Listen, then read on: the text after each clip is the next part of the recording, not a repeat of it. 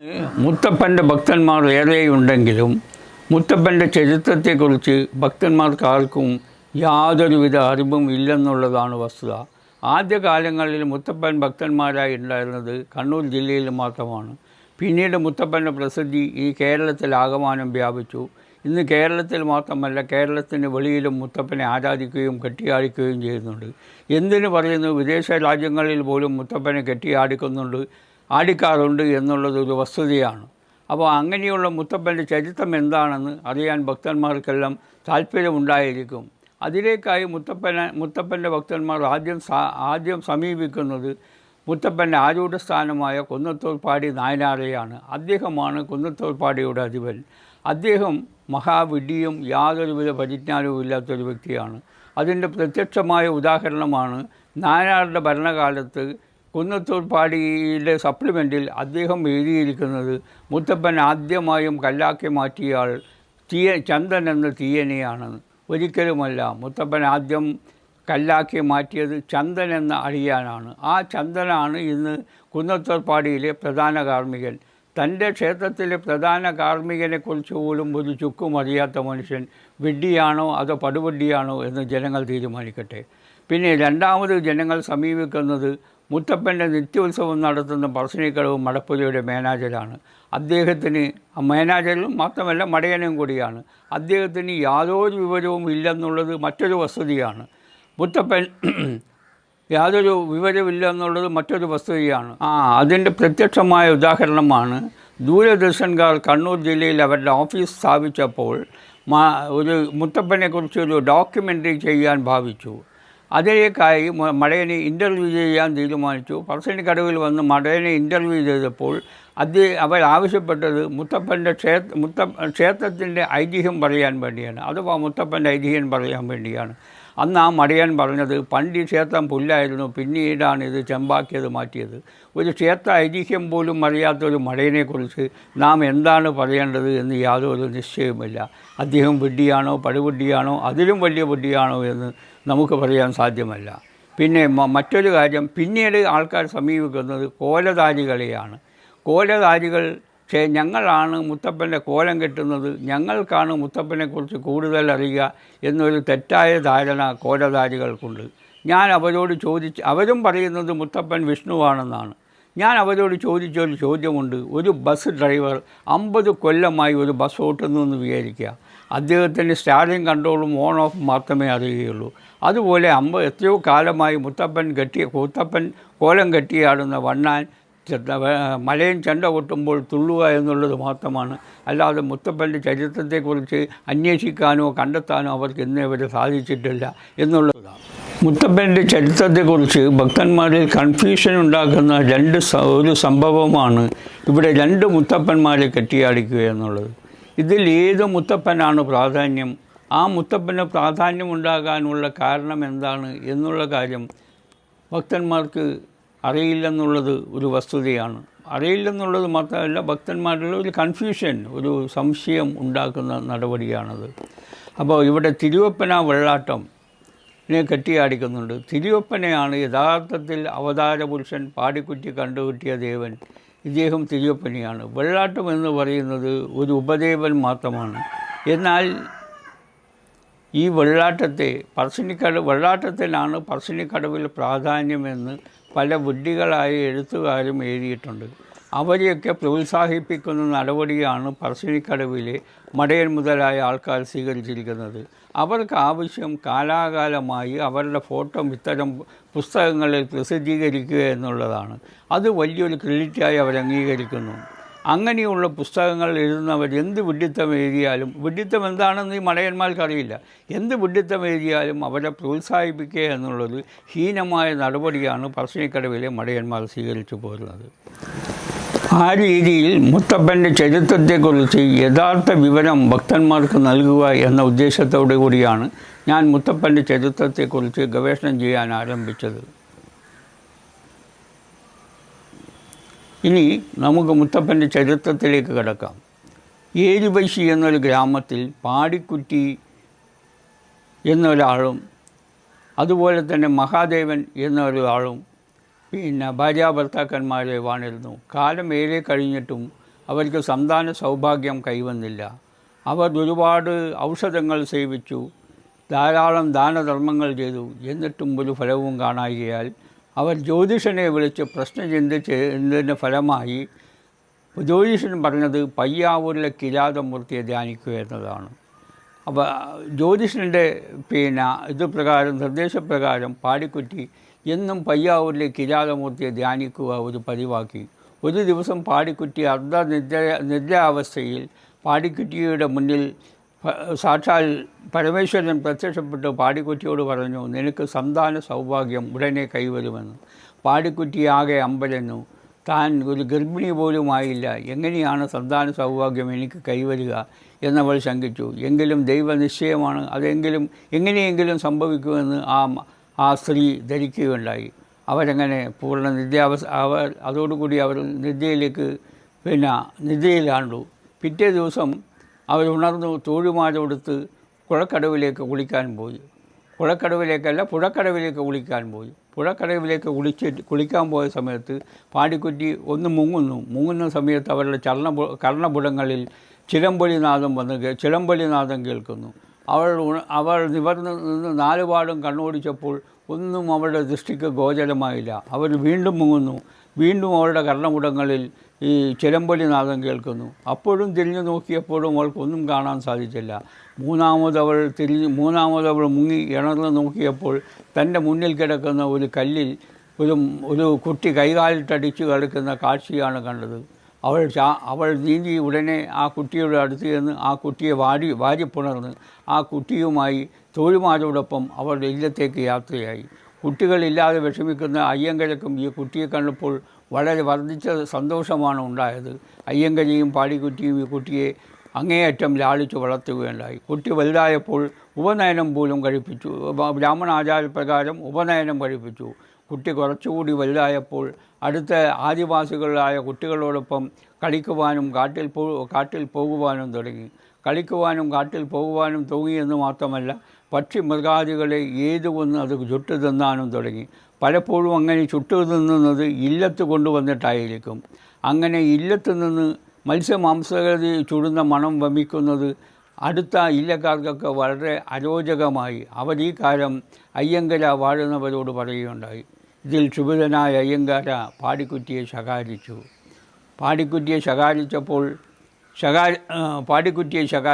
മുത്തപ്പൻ 2 നാൾ കഴിഞ്ഞപ്പോൾ മുത്തപ്പൻ പാടിക്കുറ്റിയോട് ചോദിച്ചു, അയ്യങ്കര എന്താണ് പറഞ്ഞമ്മയെന്ന്. ആ പാവം സ്ത്രീ അന്ന് മുത്തപ്പനോട് പറഞ്ഞത്, ഒന്നും പറഞ്ഞില്ല എൻ്റെ പൊന്നുമോനെ എന്നാണ്. പക്ഷേ മുത്തപ്പൻ പറഞ്ഞു, ഞാൻ കാട്ടിൽ നിന്ന് അയ്യങ്കര എന്താണ് പറഞ്ഞത് എന്ന എല്ലാ കാര്യങ്ങളും ഞാൻ വ്യക്തമായി കേട്ടിരുന്നു എന്ന് പറയുകയുണ്ടായി. അങ്ങനെ മുത്തപ്പൻ പറഞ്ഞു, ഇനി ഞാൻ ഇവിടെ ഈ ഇല്ലത്ത് ഒരു നിമിഷം പോലും നിൽക്കില്ലെന്ന് പറഞ്ഞു. അങ്ങനെ 4 ഭാഗം കണ്ണോടിച്ചപ്പോൾ വൃക്ഷലതാദികൾ പോലും കരിഞ്ഞ് ഭസ്മമായി പോകുന്ന കാഴ്ചയാണ് ആ പാവം സ്ത്രീ കണ്ടത്. ആ പാവം സ്ത്രീ ഭയവിഹ്വലയായ സ്ത്രീ മുത്തപ്പനോട് പറഞ്ഞു, നിൻ്റെ കണ്ണിൻ്റെ തീഷ്ണത ഉറക്കണമെന്ന്. അങ്ങനെ പറയുന്നതനുസരിച്ചിട്ടാണ് തിരുവപ്പനെ പൊയ്ക്കണ്ണണിഞ്ഞതെന്നാണ് ജനം വിശ്വസിക്കപ്പെടുന്നത്. അങ്ങനെ പൊയ്ക്കണ്ണണിഞ്ഞ മുത്തപ്പൻ ഇല്ലത്തുനിന്ന് പുറപ്പെട്ടു. പാടിക്കുറ്റിയോട് അമ്പും വില്ലുമായിട്ട് മുത്തപ്പൻ ഇല്ലത്തു നിന്ന് നേരെ പോയത് കുന്നത്തൂർ പാടി മലയിലേക്കാണ്. അവിടെ ചന്ദൻ എന്ന ഒരു അടിയാനും മൂത്തോരൻ ചന്ദൻ എന്ന അടിയാനും ഇളയോരൻ ചന്ദൻ എന്ന അടിയാനും പന ചെത്തുന്നുണ്ടായിരുന്നു. കുറച്ചു കാലമായി അവരുടെ പാത്രങ്ങളിൽ കള്ള് വളരെ കുറവ് മാത്രമേ അനുഭവപ്പെടാൻ തുടങ്ങി. എന്താണ് ഇതിൻ്റെ കാരണമെന്ന് മൂത്തോരൻ ചന്ദൻ ഇളയോരൻ ചന്ദനോടും ചോദിച്ചില്ല, ഇളയോരൻ ചന്ദനും മൂത്തോരൻ ചന്ദനോടും ചോദിച്ചില്ല. മൂത്തോരൻ ചന്ദൻ ഇതിൻ്റെ സത്യാവസ്ഥ കണ്ടുപിടിക്കാൻ പനക്കരികിലുള്ള ഒരു കാട്ടിൽ ഒളിച്ചിരുന്നു. അങ്ങനെ ഒരു ദിവസം സന്ധ്യാസമയമായപ്പോൾ ഒരു വൃദ്ധനായ ഒരു മനുഷ്യൻ പനയുടെ മുകളിൽ കയറി നിന്ന് കള്ള് കുടിക്കുന്ന കാഴ്ചയാണ് അദ്ദേഹം കാണുന്നത്. കോപാക്രാന്തനായ മൂത്തോരൻ ചന്ദൻ അസ്തം തൊടാൻ ഭാവിച്ചു. ആ അസ്തം തൊടാൻ ഭാവിച്ച സമയത്ത് അതേ രൂപത്തിൽ തന്നെ അദ്ദേഹം കല്ലായി മാറ്റപ്പെട്ടു. അങ്ങനെ ഉച്ചക്ക് പനയെത്താൻ പോയ ചന്ദൻ അന്തിച്ചെത്ത് കഴിഞ്ഞിട്ടും മടങ്ങി വരാത്തപ്പോൾ അടിയാത്തിയുടെ മനസ്സിൽ പരിഭ്രാന്തികളുണ്ടായി. അദ്ദേഹം പനയിൽ നിന്ന് വീണ് ചത്തുപോയോ, അല്ല നരി കടിച്ചു വന്നോ, ആന ചവിട്ടിക്കൊന്നു എന്നെല്ലാം ആ പാവം സ്ത്രീ ശങ്കിച്ചു. ഉടനെ അവൾ ആ പണിയുടെ ചുവട്ടിലേക്ക് യാത്ര തിരിച്ചു. അവൾ കാണുന്നത് തൻ്റെ ഭർത്താവ് ഒരു അസ്തം തൊടാൻ പോകുന്ന ഭാവത്തിൽ ഒരു കല്ലായി മറിഞ്ഞിരിക്കുകയാണ്. പണിയുടെ മുകളിൽ വൃദ്ധനായ ഒരു മനുഷ്യൻ മന്ദഹസിച്ചുകൊണ്ട് നിൽക്കുന്നു. അവൾ കാര്യം മനസ്സിലാക്കി. തൻ്റെ ഭർത്താവിനെ കല്ലാക്കി മാറ്റിയത് ഈ മനുഷ്യനാണെന്ന് മനുഷ്യനാണെന്ന് ആ പാവം സ്ത്രീ ധരിച്ചു. ആ മനുഷ്യനോട് അവൾ പറഞ്ഞു, എൻ്റെ ഭർത്താവിനെ പൂർവ്വസ്ഥിതിയിലാക്കി തന്നാൽ ഞാൻ ഇന്നെന്ന വഴിപാടുകൾ കഴിച്ചു കൊള്ളാമെന്ന് അവർ പ്രാർത്ഥിച്ചു. അന്ന് പ്രാർത്ഥിച്ച വഴിപാടുകളാണ് നമ്മൾ മുത്തപ്പൻ എന്നും നൽകി പോരുന്നതെന്നാണ് വിശ്വസിക്കുന്നത്. അവരുടെ ഇഷ്ടപ്രകാരം, അവരുടെ അഭ്യർത്ഥന പ്രകാരം മുത്തപ്പൻ ചന്ദന് വീണ്ടും പുനർജന്മം നൽകി. ചന്ദൻ മുത്തപ്പൻ്റെ കാൽക്കൽ നമസ്കരിച്ചു. ചെയ്തുപോയ അപരാധത്തിന് ക്ഷമാപണം ചെയ്തു. അങ്ങനെ ചന്ദൻ മുത്തപ്പൻ്റെ ഭക്തനായി മാറി. അങ്ങനെ ചന്ദൻ പനരെത്തിയ കള്ളും തോട്ടിൽ നിന്നും പുഴയിൽ നിന്നും പിടിക്കുന്ന മീനുമായി മുത്തപ്പൻ എന്നും പൈകുറ്റി വെക്കാൻ തുടങ്ങി. അങ്ങനെ കുറച്ച് നാളുകൾ മുത്തപ്പൻ കുന്നത്തോൾപ്പാടി മലയിൽ താമസിക്കാനിടയായി. അവിടെ നിന്ന് ഒരു ദിവസം മുത്തപ്പൻ കിഴക്ക് നോക്കിയപ്പോൾ അവിടെ പുലരിമല എന്ന ഒരു ഉയർന്ന മല കാണുകയുണ്ടായി.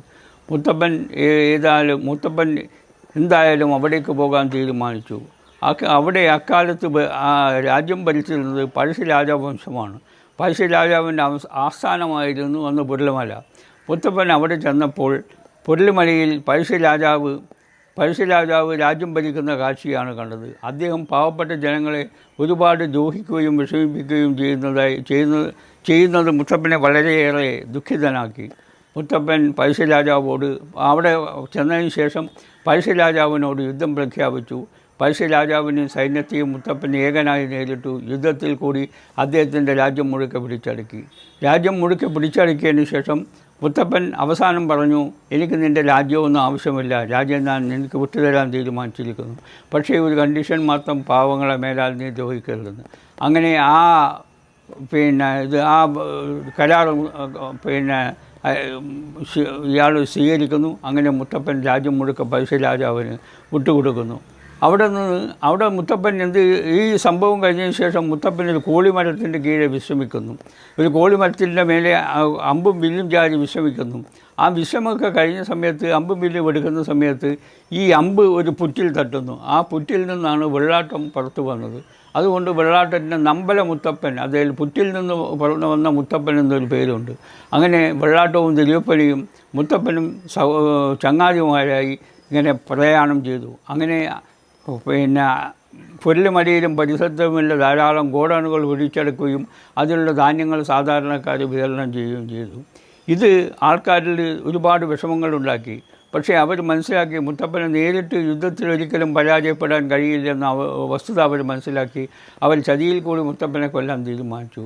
അവർ നരിൻ്റെ നാവ് വിഷം കലർത്തി മുത്തപ്പനെ കൊല്ലാനാണ് തീരുമാനിച്ചത്. അവർ മുത്തപ്പനെ ഒരു കള്ള് കുടിക്കാൻ വേണ്ടി മുത്തപ്പനെ ക്ഷണിച്ചു. അങ്ങനെ മുത്തപ്പൻ കള്ള് കുടിക്കാൻ തുടങ്ങി. നരിനാവ് വിഷം കലർത്തിയ കള്ള് മുത്തപ്പൻ കുടിക്കാൻ തുടങ്ങിയപ്പോൾ ഈ വിഷം കൊടുത്ത ആളുകളൊക്കെ രക്തം ഛർദ്ദിച്ച് മരിക്കുവാൻ തുടങ്ങി. മുത്തപ്പൻ അങ്ങനെ കള്ളും ഇതൊക്കെ കുടിച്ചിട്ട് ആനന്ദ നൃത്തമാടി. ആ സമയത്ത് ദേവലോകത്ത് നിന്ന് ദേവസ്ത്രീകൾ പുഷ്പവൃഷ്ടി നടത്തിയെന്നാണ് പറയുന്നത്. അങ്ങനെ ദേവലോകത്ത് നിന്നും പുഷ്പവൃഷ്ടി നടത്തിയ സ്ഥലമാണ് പൂന്തിലോട്ട് മുടപ്പുര എന്നാണ് പറയപ്പെടുന്നത്. അപ്പോൾ പൂന്തിലോട്ട് മുടപ്പുരയിൽ നിന്ന് നേരെ മുത്തപ്പൻ പോയത് മയിലാടം കുന്നിലേക്കാണ്. കുന്നിൽ നിന്ന് പടിഞ്ഞാറോട്ട് നോക്കിയപ്പോൾ മുത്തപ്പൻ കടലോട് കണ്ണാപുരം കണ്ടു. അത് മുത്തപ്പന് വളരെ സന്ധ്യാസമയത്ത് കടൽ കാഴ്ച മുത്തപ്പനെ വളരെയേറെ ആകർഷിച്ചു. മുത്തപ്പൻ ഏതാനും അങ്ങോട്ട് പോകാൻ തീരുമാനിച്ചു.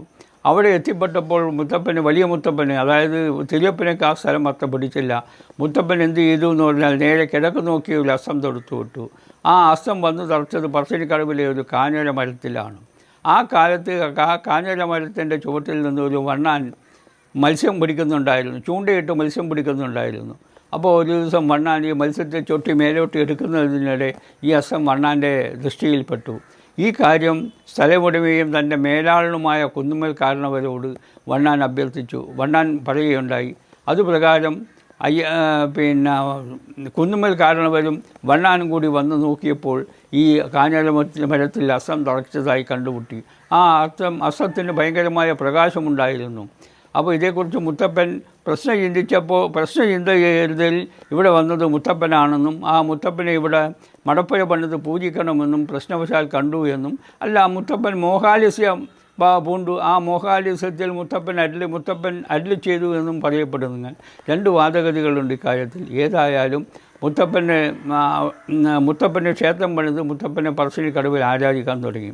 അങ്ങനെ ആരാധന അങ്ങനെ മൂത്ത് ആരാധന ധാരാളം ഭക്തജനങ്ങൾ വരാൻ തുടങ്ങി. അങ്ങനെ പറശ്ശിനിക്കടവ് മടപ്പുര രൂപാന്തരപ്പെട്ടു. പറശ്ശിനിക്കടവിൽ ആദ്യമായും വന്നത് ഡിക്റ്റം എന്നൊരു ഏർപ്പാടാണ്. ഡിക്റ്റം എന്ന് പറയുന്നത് ക്ഷേത്രത്തിൻ്റെ ഭരണഘടനയാണ്. അതിൽ മടയനും HRNC കമ്മീഷണറും കൂടി ഒപ്പുവെച്ചിട്ടുള്ള ഒരു രേഖയാണ്. ആ രേഖയിൽ പറയുന്നു, ആ രേഖയിൽ പറശ്ശിനിക്കടവിൽ നടക്കുന്ന എല്ലാ ആചാര അനുഷ്ഠാനങ്ങളെക്കുറിച്ചും ദേവൻ്റെ കാര്യങ്ങളും സംശുദ്ധമായി പ്രതിപാദിക്കുന്ന ഒരു രേഖയാണ് ഡിക്റ്റം എന്ന് പറയുന്നത്. അതിൽ പറയുന്നു, ശിവനും വിഷ്ണുവും ഈ തറവാട്ടിൻ്റെ രക്ഷകൾക്കായി പറശ്ശിനിക്കടവിൽ വന്നുവെന്നാണ് പറയുന്നത്. അതിൽ ഇവർ പറയുന്ന ഡിക്റ്റത്തിൽ ഒരിക്കലും വിഷ്ണുവിനെക്കുറിച്ച് പറയുന്ന ഭാഗം ശരിയല്ല എന്നുള്ളതാണ് വസ്തുതകളുടെ അടിസ്ഥാനത്തിൽ എനിക്ക് മനസ്സിലാക്കാൻ കഴിയുന്നത്. പറശ്ശിനിക്കടവിൽ വന്നത് ശിവനാണ്, വിഷ്ണുവല്ല ഒരിക്കലും. പിന്നെ ശിവൻ്റെ കൂടെ വന്നിട്ടുള്ളത് അദ്ദേഹത്തിൻ്റെ സൈന്യാധിപനായ നന്ദികേശനാണെന്നാണ് എൻ്റെ അഭിപ്രായം. ഒരിക്കലും വിഷ്ണുവല്ല എന്നുള്ളതിന് ഒരുപാട് കാരണങ്ങൾ പറയാൻ ഞാൻ ആഗ്രഹിക്കുകയാണ്. പറശ്ശിനിക്കടവിൽ ആദ്യമായി ഡിക്റ്റം എന്നുള്ളൊരു സാധനം നിലവിൽ വന്നത് 1982 അത് ആദ്യമായി അതിലൊപ്പുവെച്ചത് മടയനും അന്നത്തെ ക്ഷേത്രം ഡെപ്യൂട്ടി കമ്മീഷണറുമാണ്. അതിൽ പറയുന്നത് ക്ഷേത്രത്തിൻ്റെ തറവാട്ടിൻ്റെ രക്ഷകർക്കായി ശിവനും വിഷ്ണുവും ഒന്നായി ക്ഷേത്രത്തിലേക്ക് പറശ്ശിനിക്കടവിലേക്ക് വന്നുവെന്നാണ് ആ ഡിക്റ്റത്തിൽ പറയുന്നത്. അപ്പോൾ ഡിക്റ്റം എന്ന് പറയുന്നത് ദേവനെക്കുറിച്ചും പറശ്ശിനിക്കടവിൽ നടക്കുന്ന എല്ലാ ആചാര അനുഷ്ഠാനങ്ങളെക്കുറിച്ചും വളരെ സംയുക്തമായി പ്രതിപാദിക്കുന്ന ഒരു ഡോക്യുമെൻ്ററിയാണ്. അപ്പോൾ അതിലാണ് ഈ കാര്യം പറയുന്നത്. അതിൽ പറയുന്ന മാതിരി മുത്തപ്പൻ ഒരിക്കലും മുത്തപ്പൻ്റെ ചരിത്രത്തിൽ എവിടെയും പ്രതിപാദിക്കുന്നില്ല. വിഷ്ണു ആണെങ്കിൽ അതിൽ ചില പറയുന്ന കാര്യങ്ങളുണ്ട്. അവിടെ വന്നിട്ടുള്ള ദേവൻ ശിവനാണ്. കാരണം പ്രതിഷ്ഠ എന്താണോ അതിൻ്റെ വാഹനമായിരിക്കണം കൊടിമരത്തിൻ്റെ മുകളിൽ എന്നുള്ളൊരു താന്ത്രിക നിയമപ്രകാരമുള്ള കാര്യമാണ്. പറശ്ശിനിക്കടവിലെ കൊടിമരത്തിൻ്റെ മുകളിൽ കാളയാണ്, അപ്പോൾ പ്രതിഷ്ഠ ശിവനാണ്. മുത്തപ്പൻ എന്ന് പറയുന്നത് നമ്മൾ ആദ്യം മനസ്സിലാക്കേണ്ട ഒരു കാര്യം, തിരുവപ്പനെക്കുറിച്ചാണ് മുത്തപ്പൻ എന്ന് പറയുന്നത്. തറവാട്ടും ഒരു ഉപദേവൻ മാത്രമാണ്. അപ്പോൾ ആ രീതിയിൽ പ്രതിഷ്ഠ എന്താണോ അതിൻ്റെ വാഹനമായിരിക്കണം കൊടിമരത്തിൻ്റെ മുകളിൽ. പിന്നെ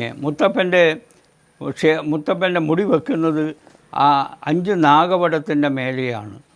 അപ്പോൾ ഇവർ പറയുന്നത്, വണ്ണാന്മാരായ ആൾക്കാർ പറയുന്നത്, മത്സ്യാകാര കിരീടം അണിഞ്ഞ ദേവൻ മഹാവിഷ്ണുവും മുടിയിൽ ചന്ദ്രക്കല അണിഞ്ഞ ദേവൻ ശിവനുമാണെന്നാണ്. ഇവരുടെ വാദം അംഗീകരിച്ചാൽ പോലും ഇവിടെ മത്സ്യാകാരം കിരീടമെന്ന് പറയുന്നത് ഇവിടെ അധോമുഖമാണ്. ഒരു കാര്യവും ദൈവികമായ കാര്യത്തിൽ അധോമുഖമായി അണിയാറില്ല. പിന്നെ മുത്തപ്പൻ്റെ പ്രധാനപ്പെട്ട പ്രസാദം ഭസ്മമാണ്. ശിവൻ ഭസ്മം പൂശുന്നത് സ്വാഭാവികവും, ചുടല ഭസ്മം പൂശുന്ന ആളാണ് ശിവൻ. അതുപോലെ തന്നെ മുത്തപ്പൻ്റെ പ്രധാനപ്പെട്ട ക്ഷേത്രങ്ങളിലെല്ലാം മുത്തപ്പന് പ്രസാദമായി കൊടുക്കുന്നത് തുമ്പയാണ്. അമ്പിളിക്കല ചൂടുവൻ മലരമ്പനെക്കൊല ചെയ്തവൻ തുമ്പമാല അണിഞ്ഞവൻ പല പാമ്പ് കൊണ്ട് ചമഞ്ഞവൻ എന്ന് ശിവനെക്കുറിച്ചുള്ള പ്രതിപാദ്യമാണ്. അങ്ങനെ പ്രധാനപ്പെട്ട പൂന്തിലോട്ട് മടപ്പലിക്കലായാലും മരിച്ചൽ മടപ്പലിക്കലായാലും പിന്നെ എല്ലാം മുത്തപ്പൻ പ്രസാദമായി ഭക്തന്മാർക്ക് കൊടുക്കുന്നത് തുമ്പയാണ്. അപ്പോൾ ഈ കാരണങ്ങളാൽ തന്നെ മുത്തപ്പൻ ശിവനാണെന്ന് പറയേണ്ടി വരും. മുത്തപ്പൻ പറശ്ശിനിക്കടവിൽ 3-ാം ദിക്കണ്ണ് അണിയുന്നുണ്ട്. മുത്തപ്പൻ അയ്യങ്കര ഇല്ലത്തു നിന്ന് വിട്ടുപോകുന്ന സമയത്ത് 4 പാടും തിരിഞ്ഞു നോക്കുമ്പോൾ വൃക്ഷലതാദികൾ പോലും കരിഞ്ഞ് ഭസ്മമായി പോകുന്ന കാഴ്ചയാണ് പാടിക്കുറ്റി കാണുന്നത്. പാടിക്കുറ്റിയിലെ അഭ്യർത്ഥന പ്രകാരമാണ് മുത്തപ്പൻ കണ്ണിൻ്റെ തീഷ്ണത കുറക്കാൻ പൊയ്ക്കണ്ണണിഞ്ഞതെന്നാണ് മുത്തപ്പൻ വിഷ്ണുവാണെന്ന് പറയുന്നവർ പോലും പറയുന്നത്. അങ്ങനെയുള്ളൊരു പവർ ശിവനല്ലാതെ മറ്റൊരു ദൈവത്തിനുമില്ല. മുത്തപ്പൻ തൻ്റെ 3-ാം ദിക്കണ്ണ് തുറന്നു നോക്കുമ്പോൾ കാമദേവൻ പോലും ഭസ്മീകരിച്ചത് ഇവിടെ സ്മരണീയമാണ്. മുത്തപ്പൻ ചീയൽ മുതലായ പിന്നോക്കക്കാരുടെയും ആദിവാസികളുടെയും ദൈവമാണ്.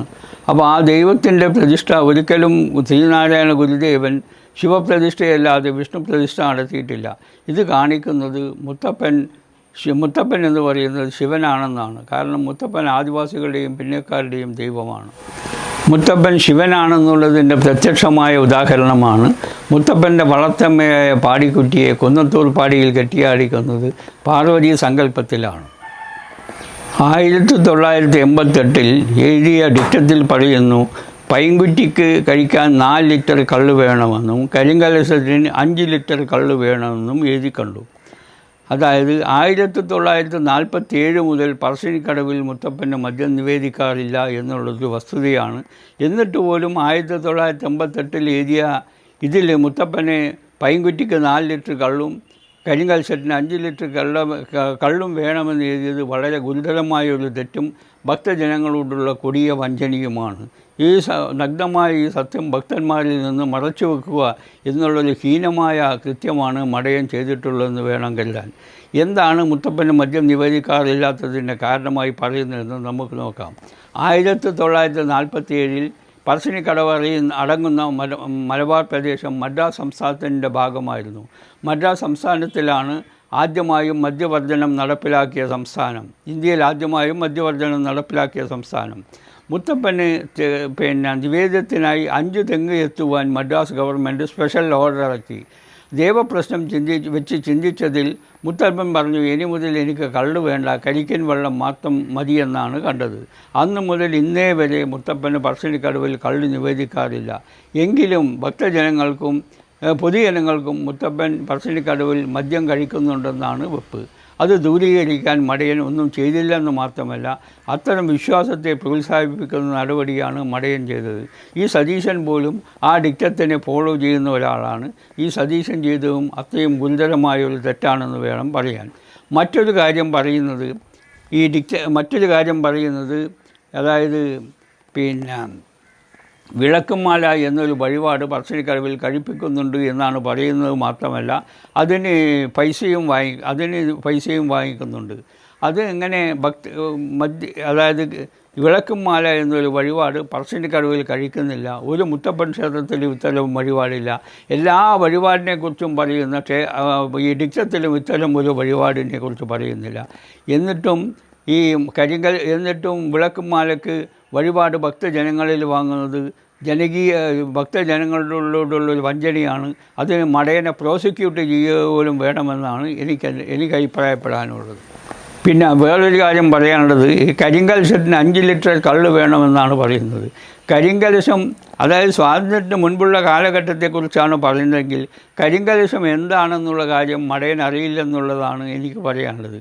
കരിങ്കലശം എന്ന് പറയുന്നത് റാക്ക് കൊണ്ട് നടത്തുന്ന ഒരു നിവേദ്യമാണ്. അതിന് മാത്രമാണ് കരിങ്കലശം എന്ന് പറയുന്നത്.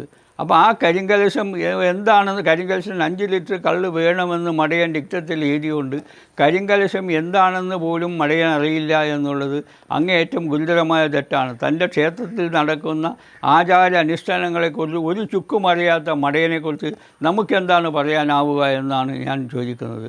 5 ലിറ്റർ കള്ള് പിന്നെ കരിങ്കലശം ഞാൻ പറഞ്ഞു കഴിഞ്ഞു. അത് കരിങ്കലശം എന്ന് പറയുന്നത് റാക്ക് കൊണ്ട് നടത്തുന്ന നിവേദ്യമാണ്. പല ദേവീക്ഷേത്രങ്ങളിലും ഇന്നും കരിങ്കലശം എന്ന് പറയുന്നത് റാക്ക് കൊണ്ട് നടത്തുന്നതാണ്. അത് പറശ്ശിനിക്കടവിൽ കള്ളുകൊണ്ട് നടത്തുന്ന ഒരു നിവേദ്യമാണെന്ന് പറഞ്ഞതിൽ 2 തെറ്റാണ്. 47 മുതൽ മദ്യം നിവേദിക്കാറില്ലാതെ പറശ്ശിനിക്കടവിൽ മദ്യം നിവേദിക്കാറുണ്ടെന്ന് മടയൻ പറയുന്നത്. അങ്ങനെ മടയൻ പറയുന്നത് കരിങ്കലശം റാക്ക് കൊണ്ട് നടത്തുന്ന കരിങ്കലശം കള്ളുകൊണ്ടാണ് നടത്തുന്നത് എന്ന് മടയൻ പറയുന്നത് മഹാബുദ്ധിയും ഇത്തരം കാര്യങ്ങളെക്കുറിച്ച് ഒരു ചുക്കും അറിയാത്തവനാണെന്ന് പറയേണ്ടി വരും. അതിൻ്റെ പിന്തുടർച്ചക്കാരനാണ് ഈ സതീശൻ എന്ന് പറയുന്നവൻ വിളക്കും മാലക്ക് വഴിപാട് വാങ്ങുന്നുണ്ട്. ആ വിളക്കും മാലക്ക് വാങ്ങുന്ന വഴിപാട് ഒരിക്കലും അവിടെ കഴിക്കുന്നില്ല. ചെയ്യാത്ത കാര്യത്തിന് വഴിപാടിന് കാശ് വാങ്ങുന്ന മടയൻ ചെയ്തത് അങ്ങേയറ്റം ഗുരുതരമായ തെറ്റാണ്. അതിന് സതീശനെ പ്രോസിക്യൂട്ട് ചെയ്യണമെന്നാണ് എനിക്ക് പറയാനുള്ളത്. മടയനായിട്ട് ഈ രാജ്യത്ത് വേറൊരു ഭരണഘടനയില്ല. ഭക്തജനങ്ങളെ വഞ്ചിക്കുന്നവനെ പ്രോസിക്യൂട്ട് ചെയ്തേ മതിയാകൂ എന്നാണ് എനിക്ക് പറയാനുള്ളത്. ഈ ക്ഷേത്രോൽപ്പത്തിക്ക് 400 വർഷത്തെ പഴക്കമുണ്ടെന്നാണ് മടയൻ ഡിക്റ്റത്തിൽ പറയുന്നത്. അത് എന്തടിസ്ഥാനത്തിലാണ്? 400 വർഷത്തെ പഴക്കമാണെങ്കിൽ അതിന് രേഖാമൂലമായ തെളിവുകളുണ്ടായിരിക്കണം. അങ്ങനെ യാതൊരുവിധ തെളിവുകളുമില്ലാതെ എന്തടിസ്ഥാനത്തിലാണ് ഇത് പറയുന്നത് എന്ന് മനസ്സിലാകുന്നില്ല. സാധാരണയായി ഇത്തരം ദൈവികമായ കാര്യങ്ങളിൽ തെളിവില്ലെങ്കിൽ ദൈവപ്രശ്നം നടത്തിയിട്ട് അതിന് തെളിവ് കണ്ടെത്തുക എന്നുള്ളതാണ് നിലവിലുള്ള ആചാരം. മടയൻ്റെ കാലത്ത് കുഞ്ഞിരാമൻ മേനാജരുടെ കാലത്തും അനന്തൻ മടയൻ്റെ കാലത്തും നടന്ന ദൈവപ്രശ്നത്തിൽ പറയുന്നത് ഈ ക്ഷേത്രത്തിന് 1500ഓളം വർഷം പഴക്കമുണ്ടെന്നാണ്. എന്ത് തെളിവിൻ്റെ അടിസ്ഥാനത്തിലാണ് മടയൻ ഈ ക്ഷേത്രത്തിൽ 400 വർഷത്തെ പഴക്കം മാത്രം ഉണ്ടാകുമെന്ന് പറയുന്നത്? സതീശൻ ഈ ഡിക്ഷത്തിനെ പിന്തുടർന്ന ആളെന്ന രീതിയിൽ സതീശൻ ഇതിന് ഉത്തരം പറഞ്ഞേ മതിയാകൂ. പറശ്ശിനിക്കടവിലെ സ്ത്രീക്കും മടയന് മൂത്ത സ്ത്രീക്കും മടയന് തുല്യമായ അവകാശമുണ്ടെന്നാണ് ഡിക്ഷത്തിൽ പറയുന്നത്. മൂത്ത സ്ത്രീയെ സംബന്ധിച്ചിടത്തോളം അവർക്കുള്ളൊരു അവകാശം മുത്തപ്പന് നിവേദ്യത്തിനുള്ള അരിയും കുരുമുളകും മഞ്ഞളും ഇതെല്ലാം കൂടി പൊടിച്ചു നൽകുകയും നെല്ല് കുത്തി അരിയാക്കി കൊടുക്കുകയുമാണ്. പിന്നെ ദൈവം വീട്ടിൽ വരുന്ന സമയത്ത് ആ ദൈവത്തിനെ അരിയെറിഞ്ഞ് സ്വീകരിക്കുക എന്നുള്ള ഒരു അധികാരത്തിന് പുറത്തെ ആ സ്ത്രീകൾക്ക് പറശ്ശിനിക്കടവ് മടപ്പുരയിൽ യാതൊരു സ്ഥാനവുമില്ല. എന്നിട്ടും മടയന് തുല്യമായ അവകാശമുണ്ടെന്ന് മടയൻ പറയുന്നത് അങ്ങേതരം വിഡ്ഢിത്തമാണ്. ആചാര അനുഷ്ഠാനങ്ങളെക്കുറിച്ച് യാതൊരു അറിവില്ലായ്മയുടെ വ്യക്തമായ ഉദാഹരണമാണ് എന്ന് എനിക്ക് പറയേണ്ടി വരും. പറശ്ശിനിക്കടവിൽ 3 താവഴി തറവാടാണ് നിലവിലുള്ളത്.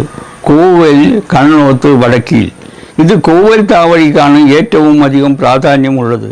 കാരണം പ്രസിദ്ധനായ പറശ്ശിനിക്കടവ് മടപ്പുരയിൽ വലിയ കുഞ്ഞിരാമൻ കോവൽ തറവാട്ടുകാരനാണ്. അദ്ദേഹമാണ് നായനാരോട് കേസ് പറഞ്ഞ് പറശ്ശിനിക്കടവ് ക്ഷേത്രം മടപ്പുര നിവാസികളുടേതാണെന്ന് പ്രഖ്യാപിക്കപ്പെട്ട ഒരു വ്യക്തി കുഞ്ഞിരാമനാണ്.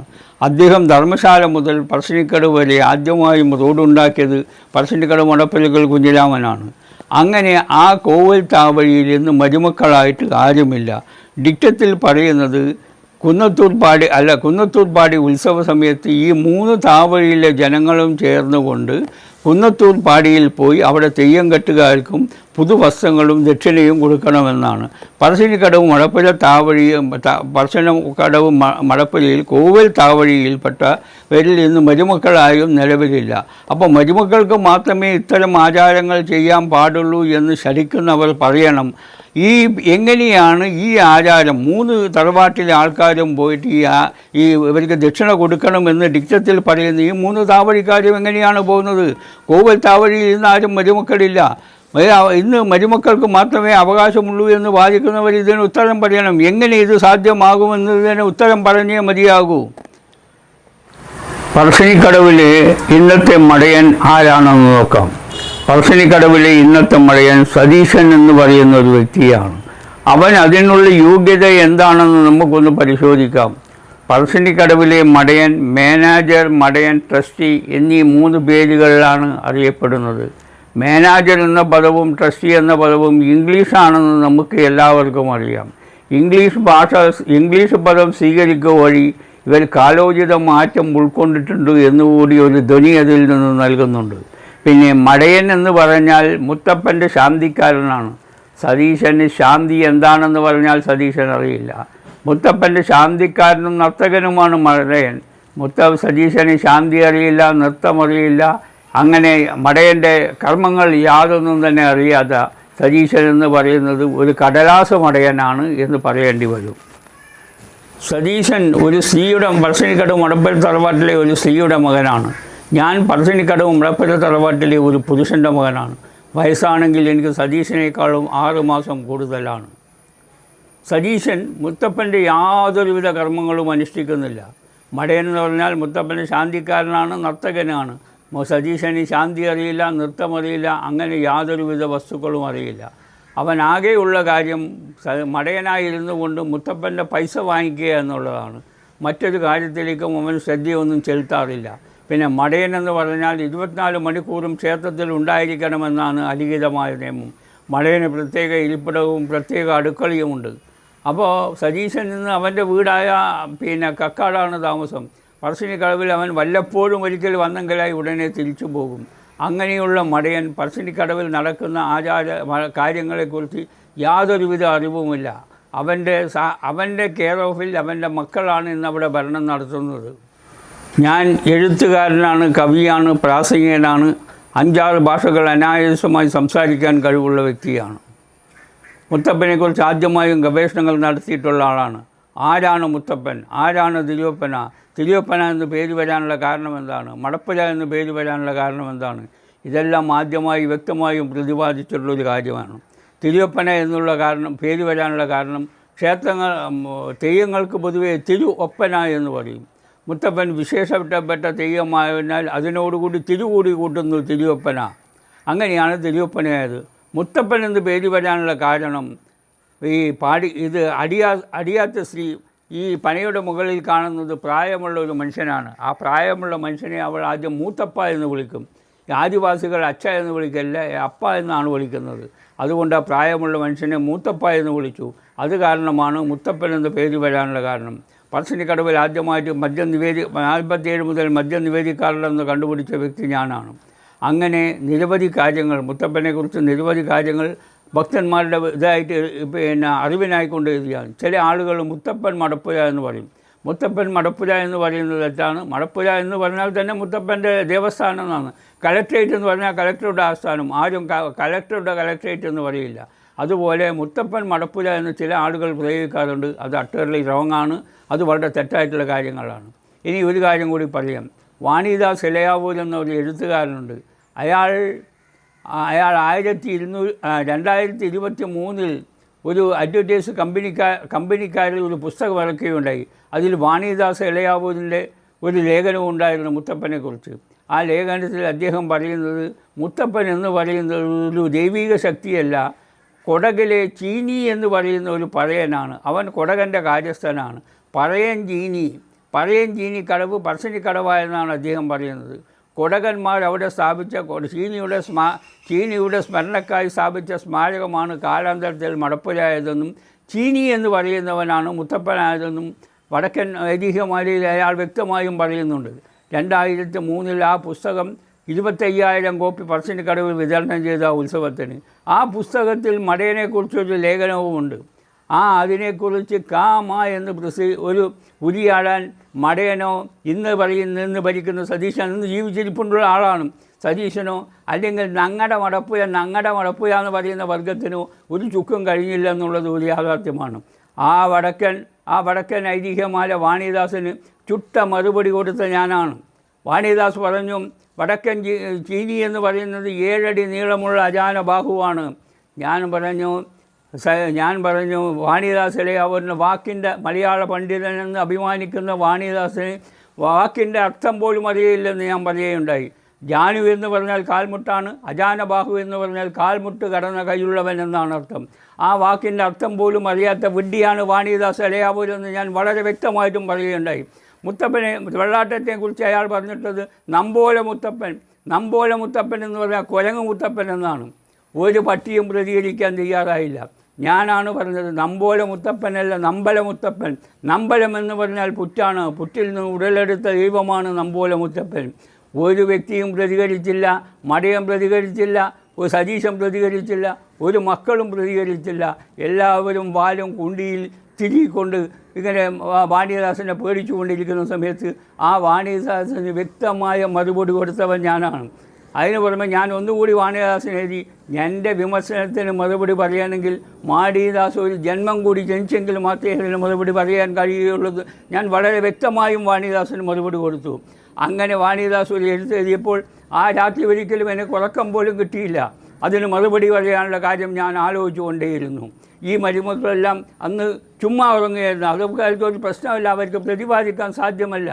അന്ന് രാത്രി മുഴുവൻ ഞാൻ അതിനെക്കുറിച്ച് ഇതിലുള്ള ഉത്തരങ്ങൾ ഞാൻ ആലോചിച്ചു കൊണ്ടിരിക്കുകയായിരുന്നു വാണിദാസിനെക്കുറിച്ച്. ഈ പുസ്തകം എനിക്ക് ആദ്യം തന്ന് എൻ്റെ വീട്ടിനടുത്തുള്ള ഒരാളുണ്ടായിരുന്നു. അയാൾ ദിനേശ് ബീഡിയിൽ ഗംഗൻ എന്ന് പറഞ്ഞ ഒരാളുണ്ടായിരുന്നു. ദിനേശ് ബീഡിയിലെ ഒരു ഫോർമാനായിരുന്നു. അയാൾക്കറിയാം ഞാനിങ്ങനെ എല്ലാ കാര്യങ്ങളെയും പ്രതികരിക്കാൻ കഴിവുള്ള ഒരു വ്യക്തിയാണ്, എഴുത്തുകാരനാണ്. വാണിദാസ് എഴുതിയ ബുക്കം 2003 പ്രസിദ്ധി 25,000 കോപ്പി തന്നതിൽ ഒരു കോപ്പി എനിക്കും കൂടി തന്നു. ആ കോപ്പിയിലാണ് ഞാൻ വാണിദാസിന് ശക്തമായതാക്കിയിട്ട് കൊടുത്തത്. ഒരിക്കലും ഈ വാണിദാസ് എഴുതിയിട്ടത് മുഴുക്ക തെറ്റാണ്. അദ്ദേഹം എഴുതി കൊടകൻ്റെ ശവം പറശ്ശിനിക്കടവിൽ വന്ന് മറവ് ചെയ്തതാണ്. കൊടകിൽ നിന്ന് അക്കാലത്ത് യാതൊരുവിധ യാത്രാ സൗകര്യങ്ങളും ഇല്ലാത്ത ഒരു കാലഘട്ടത്തിൽ കൊടകിൽ നിന്ന് വലിച്ച ഒരുത്തൻ്റെ ശവം പറശ്ശിനിക്കടവിൽ കൊണ്ട് മറവ് ചെയ്യുക എന്ന് പറഞ്ഞാൽ അത് അസംഭവ്യമായ കാര്യമാണ്, ചിന്തിക്കാൻ പോലും കഴിയാത്ത കാര്യമാണെന്ന് വാണിദാസിന് ചുട്ട മറുപടി എടുത്ത വ്യക്തിയാണ്. ഞാൻ ആ ക്ഷേത്രത്തിൻ്റെ അഭിമാനം സംരക്ഷിച്ചവനാണ്. അഭിമാനം സംരക്ഷിക്കാൻ ഇന്ന് നങ്ങടെ മടപ്പുര എന്ന് പറയുന്ന ഒരു പട്ടിയെപ്പോലും കണ്ടില്ല എന്ന് എനിക്ക് പറയേണ്ടി വരും. പറശ്ശിനിക്കടവ് മടപ്പുരയ്ക്കിൽ ഭക്തജനങ്ങളുടെ വരവ് വർദ്ധിക്കാൻ തുടങ്ങി. അത് അന്നത്തെ നാടുവാഴിയായ കരക്കാട്ടിട നായർക്ക് തീരെ ദഹിച്ചില്ല. അദ്ദേഹം മടയനോട് ആവശ്യപ്പെട്ടു, എന്നെ ഈ ക്ഷേത്രത്തിൻ്റെ ജന്മിയായി അംഗീകരിക്കണമെന്ന്.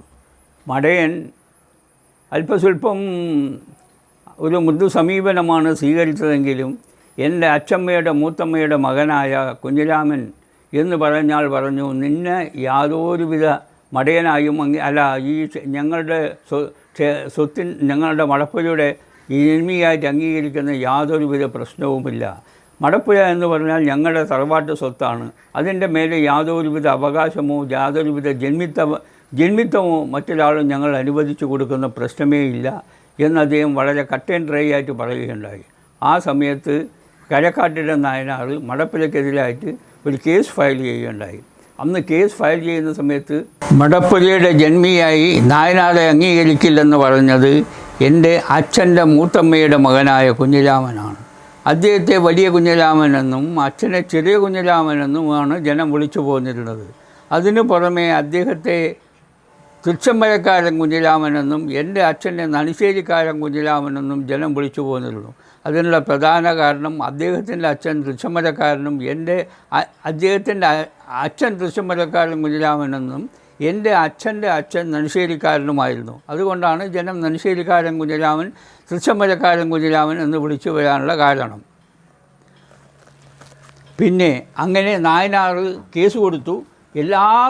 നായനാർ കേസ് കൊടുക്കുന്ന സമയത്ത് പറഞ്ഞിരുന്നൊരു കാര്യമുണ്ടായിരുന്നു, എൻ്റെ കാട്ടിലെ ചീങ്ങ വിറ്റ് കിട്ടുന്ന കാശ് വേണ്ട എനിക്ക് കേസ് നടത്താൻ, കുഞ്ഞിരാമൻ എന്ത് ചെയ്യും എന്ന് നായനാർ ഒരു ചോദ്യം ചോദിക്കുകയുണ്ടായി.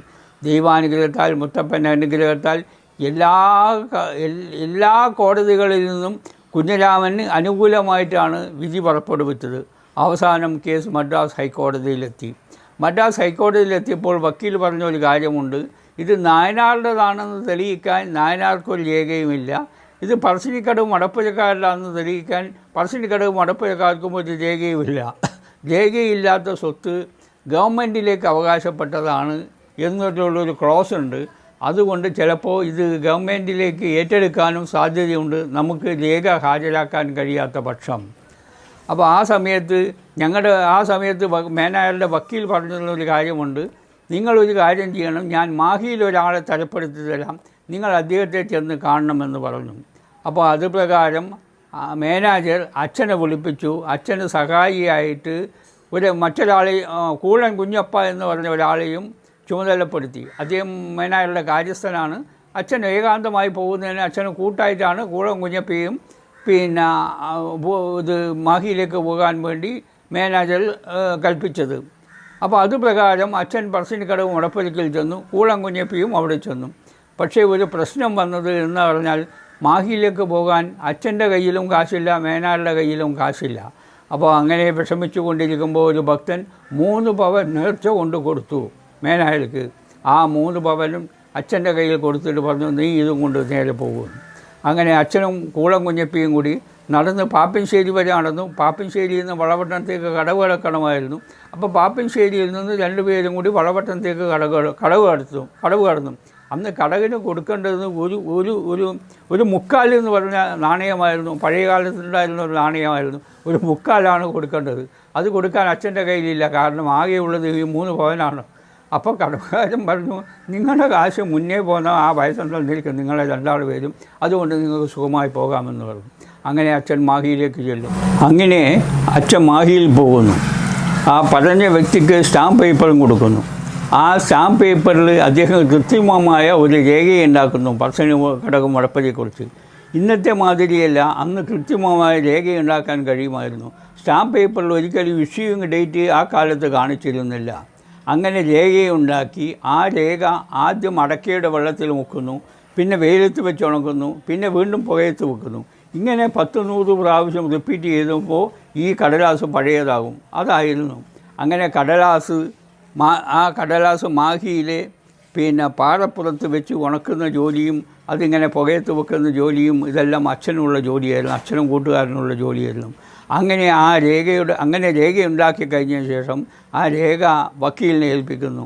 ആ രേഖയുടെ അടിസ്ഥാനത്തിലാണ് ഇന്ന് സതീശൻ അടക്കമുള്ളവർ പറശ്ശിനിക്കടവ് മടപ്പുരയുടെ മടയനായി തുടരുന്നത് എന്നത് യാഥാർത്ഥ്യം.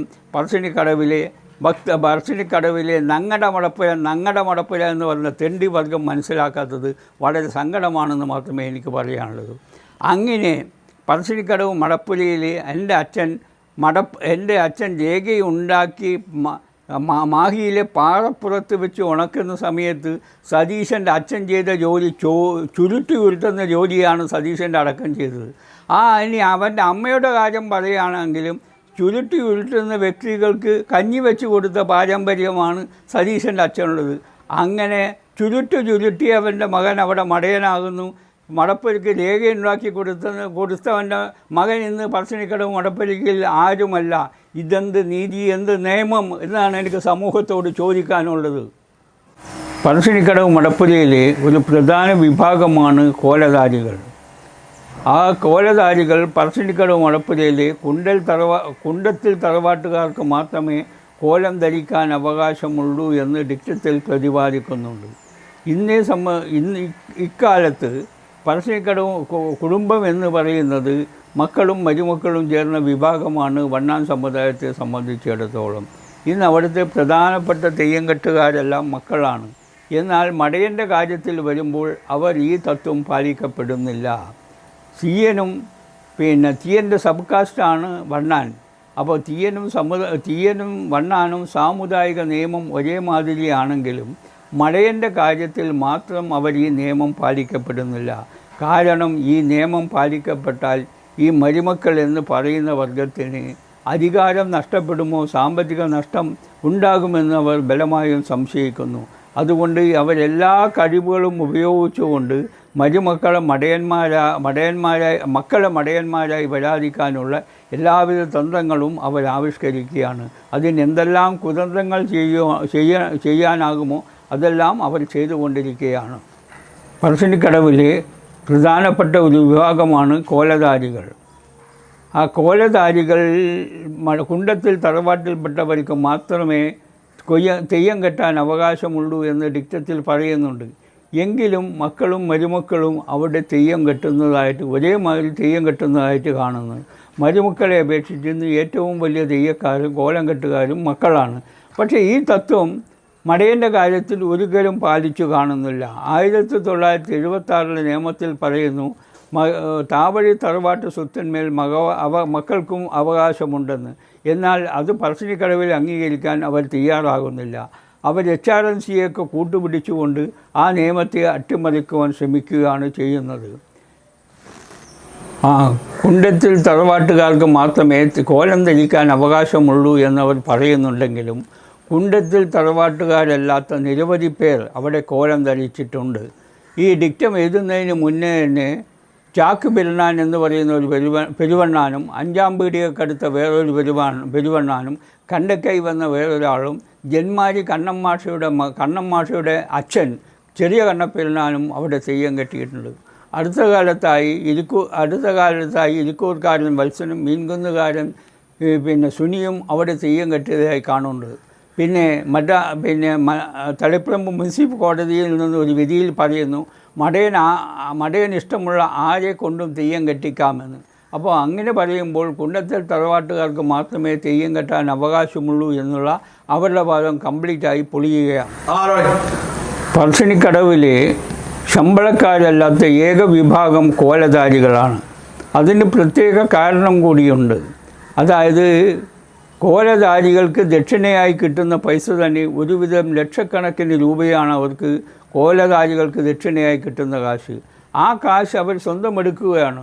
അതുകൊണ്ടാണ് അവർ ശമ്പളക്കാരാകാൻ ആവശ്യപ്പെടാതിരിക്കുന്നതിൻ്റെ ഒരു പ്രധാന കാരണം. ഈ കോലധാരികൾക്ക് പൈസ ഡയറക്റ്റായിട്ട് കൈപ്പറ്റുന്നതുകൊണ്ട് ആചാര അനുഷ്ഠാനങ്ങൾ അവർ നേരാവണ്ണം ചെയ്യുന്നില്ല. അവർക്കതിൽ യാതൊരുവിധ താല്പര്യവുമില്ല. അതിനു പുറമെ കുറച്ച് കാശ് കൊടുക്കുന്ന വ്യക്തിയോട് വിശേഷണം തീരെ കുറവാണ്. കൂടുതൽ കാശ് കൊടുക്കുന്നവരോട് കൂടുതൽ വിശേഷിപ്പിക്കുക എന്നുള്ളൊരു നടപടിയാണ് അവർ സ്വീകരിക്കുന്നത്. ഇത് കാരണം ഭക്തജനങ്ങൾക്ക് ഒരു തെറ്റായ ധാരണയുണ്ട്. അതായത് മുത്തപ്പൻ എന്ന് പറയുന്നവർ പൈസ കൊടുക്കുന്നവൻ്റെ കൂടെയാണ്, പൈസ ഇല്ലാത്തവൻ്റെ കൂടെ മുത്തപ്പൻ ഇല്ല എന്നൊരു തെറ്റായ ധാരണ പരത്താൻ പോലും ഇവരുടെ ഈ സമ്പ്രദായം, ഇവരുടെ ഈ ആചാരം വഴിവെക്കുന്നുണ്ട്. അതുകൊണ്ട് ഇവരെ അടിയന്തരമായും ശമ്പളക്കാരാക്കി മാറ്റേണ്ടത് ആവശ്യമാണ്. ശമ്പളക്കാരെ ആക്കി മാറ്റിയില്ലെങ്കിൽ ഇത്തരം ജനങ്ങളിൽ ദൈവം പൈസ ഉള്ളവൻ്റെ ദൈവമാണെന്നുള്ള ഒരു തെറ്റായ ധാരണയുണ്ടാകും. പോരാത്തതിന് ഇത്തരം കാര്യങ്ങളിൽ ക്ഷേത്രത്തിൻ്റെ സ്വത്തുക്കൾ, ക്ഷേത്രത്തിൻ്റെ വരുമാനം ഒരു പ്രത്യേക വിഭാഗക്കാർ മാത്രം ദക്ഷിണയായി പോലും കൈവശപ്പെടുത്തുന്നത് തെറ്റാണെന്ന് സുപ്രീം കോടതി വിധിയുണ്ട്. ഒറീസയിലെ ഒരു കോടതി വിധിയിൽ സുപ്രീം കോടതി ഇത് വളരെ വ്യക്തമായും പറയുന്നുണ്ട്. ക്ഷേത്ര വരുമാനം പ്രത്യേക വിഭാഗക്കാർ പോലും ദക്ഷിണയായിട്ട് പോലും കൈപ്പറ്റാൻ പാടില്ല. അത്തരം വരുമാനം ക്ഷേത്രത്തിലെ ഭണ്ഡാരത്തിൽ ഉൾപ്പെടുത്തേണ്ടതാണെന്ന് സുപ്രീം കോടതി വിധി പോലുമുണ്ട്. അതിൻ്റെ പേപ്പർ എൻ്റെ കയ്യിലുണ്ട്. ഞാൻ പറഞ്ഞു കഴിഞ്ഞു, പറശ്ശിനിക്കടവ് മടപ്പുരയിൽ കീഴിൽ കോലധാരികളാണ് ശമ്പളക്കാരല്ലാത്ത പ്രത്യേക വിഭാഗം. അതുകൊണ്ടുണ്ടായിട്ടുള്ള ദൂഷ്യങ്ങളെക്കുറിച്ചും ഞാൻ പ്രതിപാദിച്ചു കഴിഞ്ഞു. ഇനി ഇവർ പറയുന്ന കാര്യങ്ങളെക്കുറിച്ച് ഞാൻ ആദ്യമായി പറഞ്ഞു കഴിഞ്ഞു. ഇവർക്ക് ഇവിടുത്തെ ആചാര അനുഷ്ഠാനങ്ങളെക്കുറിച്ചോ മുത്തപ്പനെക്കുറിച്ചോ കാര്യമായ യാതൊരുവിധ വിവരങ്ങളും ഇല്ല എന്ന്. അതിനുള്ളൊരു പ്രധാന കാരണം ഇവരും പറയുന്നത് മുത്തപ്പൻ മഹാവിഷ്ണുവും വെള്ളാട്ടം ശിവനുമാണെന്നാണ്. ഇവരെല്ലാവരും സമ്മതിക്കുന്ന ഒരു യാഥാർത്ഥ്യമുണ്ട്. മുത്തപ്പൻ ഇല്ലം വിട്ടു പോകുന്ന സമയത്ത് നാലുപാടും തിരിഞ്ഞു നോക്കുമ്പോൾ വൃക്ഷലതാദികൾ പോലും കരിഞ്ഞു ഭസ്മമായി പോകുമെന്നും അത് കാരണം ഭയബഹിലയായ പാടിക്കുറ്റി പറയുന്നു, മകനെ എൻ്റെ കണ്ണിൻ്റെ ശക്തി കുറക്കണമെന്ന്. ഇവരെല്ലാവരും തെയ്യം കെട്ടുമ്പോൾ പൊയ്ക്കണ്ണണിയുന്നുണ്ട്. ഇവരെല്ലാവരും പറയുന്ന ഒരു വാദഗതി കൂടിയാണിത്. ഈ വാദഗതിയുടെ മറ്റൊരു വശമാണ് മുത്തപ്പൻ ശിവനാണെന്നുള്ളത്. അവർ നിഷേധിക്കുകയാണ്. ആ വാദഗതി ഇവർ നിഷേധിക്കുകയാണ്. താൻ നോക്കുന്ന സമയത്ത് എല്ലാം ഭസ്മീകരിക്കാനുള്ള ഒരു ശക്തി ശിവന് മാത്രമേ ഉള്ളൂ. ആ വാദഗതി ഇവർ നിഷേധിക്കുകയാണ്. അപ്പോൾ പിന്നീട് ഇവർ പറയുന്നൊരു കാര്യം, പാടിക്കുറ്റി മകൻ ഇല്ലം വിട്ടു പോകുന്ന സമയത്ത് ആയുധങ്ങൾ ചോദിക്കുന്നു പാടിക്കുറ്റിയോട്. അപ്പോൾ പാടിക്കുറ്റി പറയുന്നു, തോക്കുമ്മൽ കത്തിയും എടുത്തു കൊള്ളാൻ പറയുന്നു. തോക്കുമ്മൽ കത്തിയും എടുത്തു കൊന്നാൽ എന്നെ വെടികുരുക്കളെന്ന് പറഞ്ഞ് മകനെ നിഷേധിക്കുന്നു. തോക്കുമ്മ കത്തി എടുക്കുക എന്ന് പറയുമ്പോൾ തോക്കും ബയനറ്റുമാണ്. ആദ്യമായി ഇന്ത്യയിൽ തോക്ക് കൊണ്ടുവന്നത് ബ്രിട്ടീഷുകാരാണ്. ഇത് ബ്രിട്ടീഷുകാരൊക്കെ ഇന്ത്യയിൽ വരുന്നതിന് മുന്നുള്ള ഒരു ചരിത്രമാണ്. അങ്ങനെ ഒരു തെറ്റുകൂടി ഇവർ ആവർത്തിക്കുന്നുണ്ട്. രണ്ടാമത് പാടിക്കുറ്റി മകനോട് പറയുന്നു, നീ വാളും പരിചയം എടുത്തുകൊണ്ടാൽ എന്നെ പടനായകൻ എന്ന് പറയുമെന്ന് പറഞ്ഞ് മകൻ അതും നിഷേധിക്കുന്നു. അവസാനം പാടിക്കുറ്റി പറയുന്നു, അമ്പും വില്ലും എടുത്തുകൊള്ളാൻ. ആ മകൻ സമ്മതിക്കുന്നു. അമ്പും വില്ലും എടുത്തുകൊണ്ടാൽ അമ്പെയ്ത്തുകാരനെന്ന് പറയില്ലേ എന്നൊരു ചോദ്യം ബാക്കിയാണ്. ഇതെല്ലാം ഇവർ ക്ഷേത്രത്തിന് അഭിമുഖമായി നിന്ന് പറയുന്ന കാര്യങ്ങളാണ്. പട്ടോല വായിക്കുക എന്ന കാര്യത്തിൽ പറയുന്ന മഹാബുദ്ധിത്തരങ്ങളാണ്. പിന്നെ ഇവർ വേറൊരു കാര്യം കൂടി പറയുന്നുണ്ട്. മാടിക്കുറ്റി മകനോട് പറയുന്നുണ്ട്, നീ ഒരിക്കലും കടൽക്കരയിൽ കൂടി കടൽക്കരയിൽ കൂടി പോയാൽ മത്സ്യഗന്ധമുണ്ടാകുമെന്ന് പറയുന്നു. മത്സ്യം ഇറച്ചിയും കഴിക്കുന്ന മകനോടാണ് പറയുന്നത് കടൽക്കരയിലേക്ക് കൂടി പോയാൽ മത്സ്യഗന്ധമുണ്ടാകുമെന്ന്. അങ്ങനെ ഈ വിഡ്ഢികളായി ഇവർ പറയുന്ന എല്ലാ കാര്യങ്ങളും സത്യത്തിൻ്റെയും നീതിയുടെയും അടിസ്ഥാനത്തിൽ അട്ടർലി റോങ് ആണ്, അങ്ങേയറ്റം തെറ്റാണെന്ന് പറയേണ്ടി വരും. ഈ തെയ്യം കെട്ടുകാരുടെ ഇടയിൽ ഉള്ളൊരു വ്യക്തിയാണ് ബാലകൃഷ്ണൻ എന്ന് പറയുന്ന ആൾ. അയാൾ BA കാരനാണെന്നാണ് പറയുന്നത്. വാസ്തവത്തിൽ ഞാൻ മനസ്സിലാക്കിയെടുത്തോളം അദ്ദേഹം BA പാസ്സായിട്ടില്ല, BA ഫെയിലായിട്ടുള്ള ഒരു വ്യക്തിയാണ്. അയാൾ പറയുന്ന ഒരു കാര്യങ്ങളുണ്ട്. മുത്തപ്പൻ്റെ ചരിത്രം എഴുതുവാൻ അദ്ദേഹം കോഴിക്കോട് തെയ്യം കെട്ടിക്കൊണ്ടിരിക്കുമ്പോൾ രാജശേഖര പണിക്കർ എന്ന അയാൾ അവിടെ വന്നുവെന്നും ആ രാജശേഖര പണിക്കർ തെയ്യോട് മുത്തപ്പൻ്റെ ചരിത്രം എഴുതാൻ പറയുകയും മുത്തപ്പൻ്റെ തോന്നാത്ത കാര്യങ്ങൾ മുത്തപ്പൻ തോന്നിക്കുമെന്നും ഈ രാജശേഖരോട് പണിക്കരായിട്ട് പറഞ്ഞതായിട്ട് അദ്ദേഹം രാജശേഖർ പണിക്കർ എഴുതിയ പുസ്തകത്തിൽ പ്രസിദ്ധീകരിച്ചിട്ടുണ്ട്.